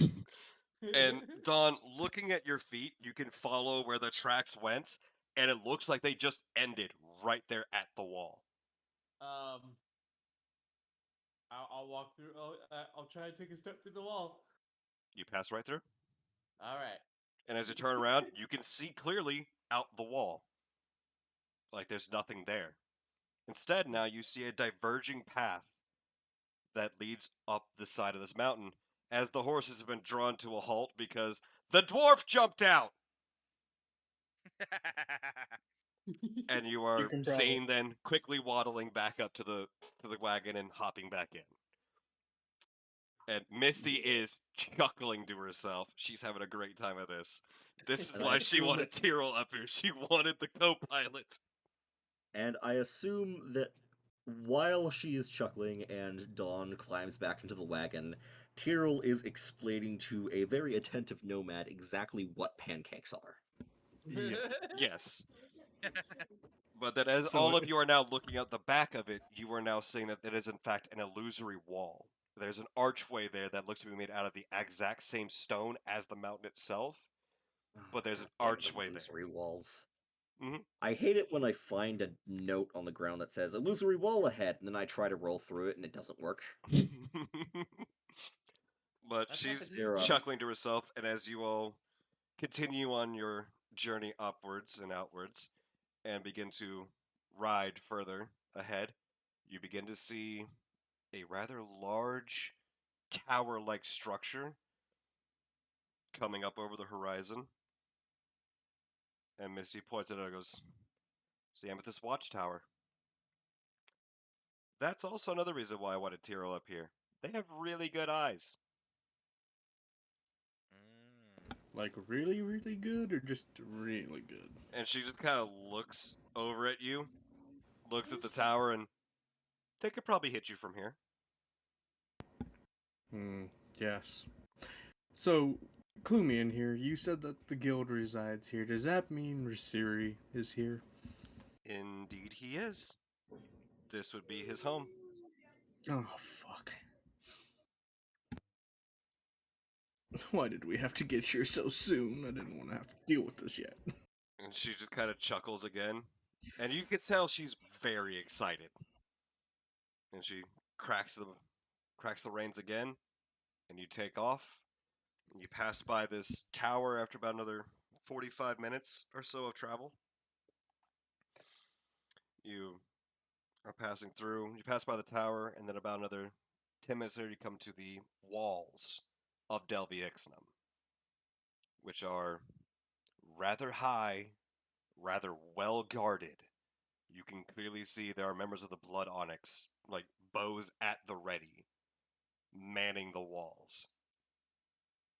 And looking over, it is a steep drop straight down, probably for a good 600-700 feet. Just a straight steep drop. And as you proceed in, you see clusterings of what look to be homesteads, the occasional inn, collection of taverns.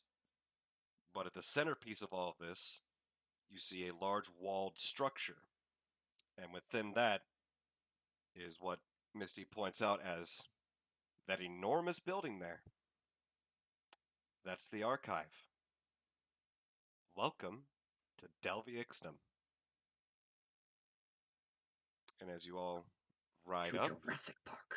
mm, Dun dun dun dun dun dun dun dun dun dun. what you all do see upon arrival is Misty bypass all the other places, all the homesteads and all the inns and taverns and whatnot, and ride straight through the gates to the archive, or to what would be the Delvia Ixnum archive. And as she pulls up to the front, you see there's a two leveled structure on the outside, and in the central column, it goes about 3, 4, maybe 5 floors. It looks like, and it's just a central column, just rectangular, long, and tall. And at the very Yes. top, you see what looks to be some kind of figure. Like a statue or a person?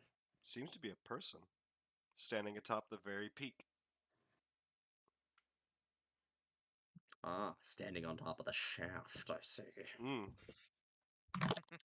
And Tyrrell,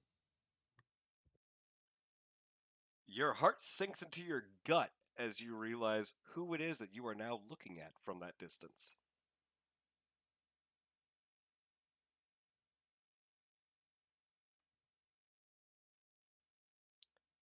As Tyrrell realizes and possibly mouths out, Sinfori Hymna.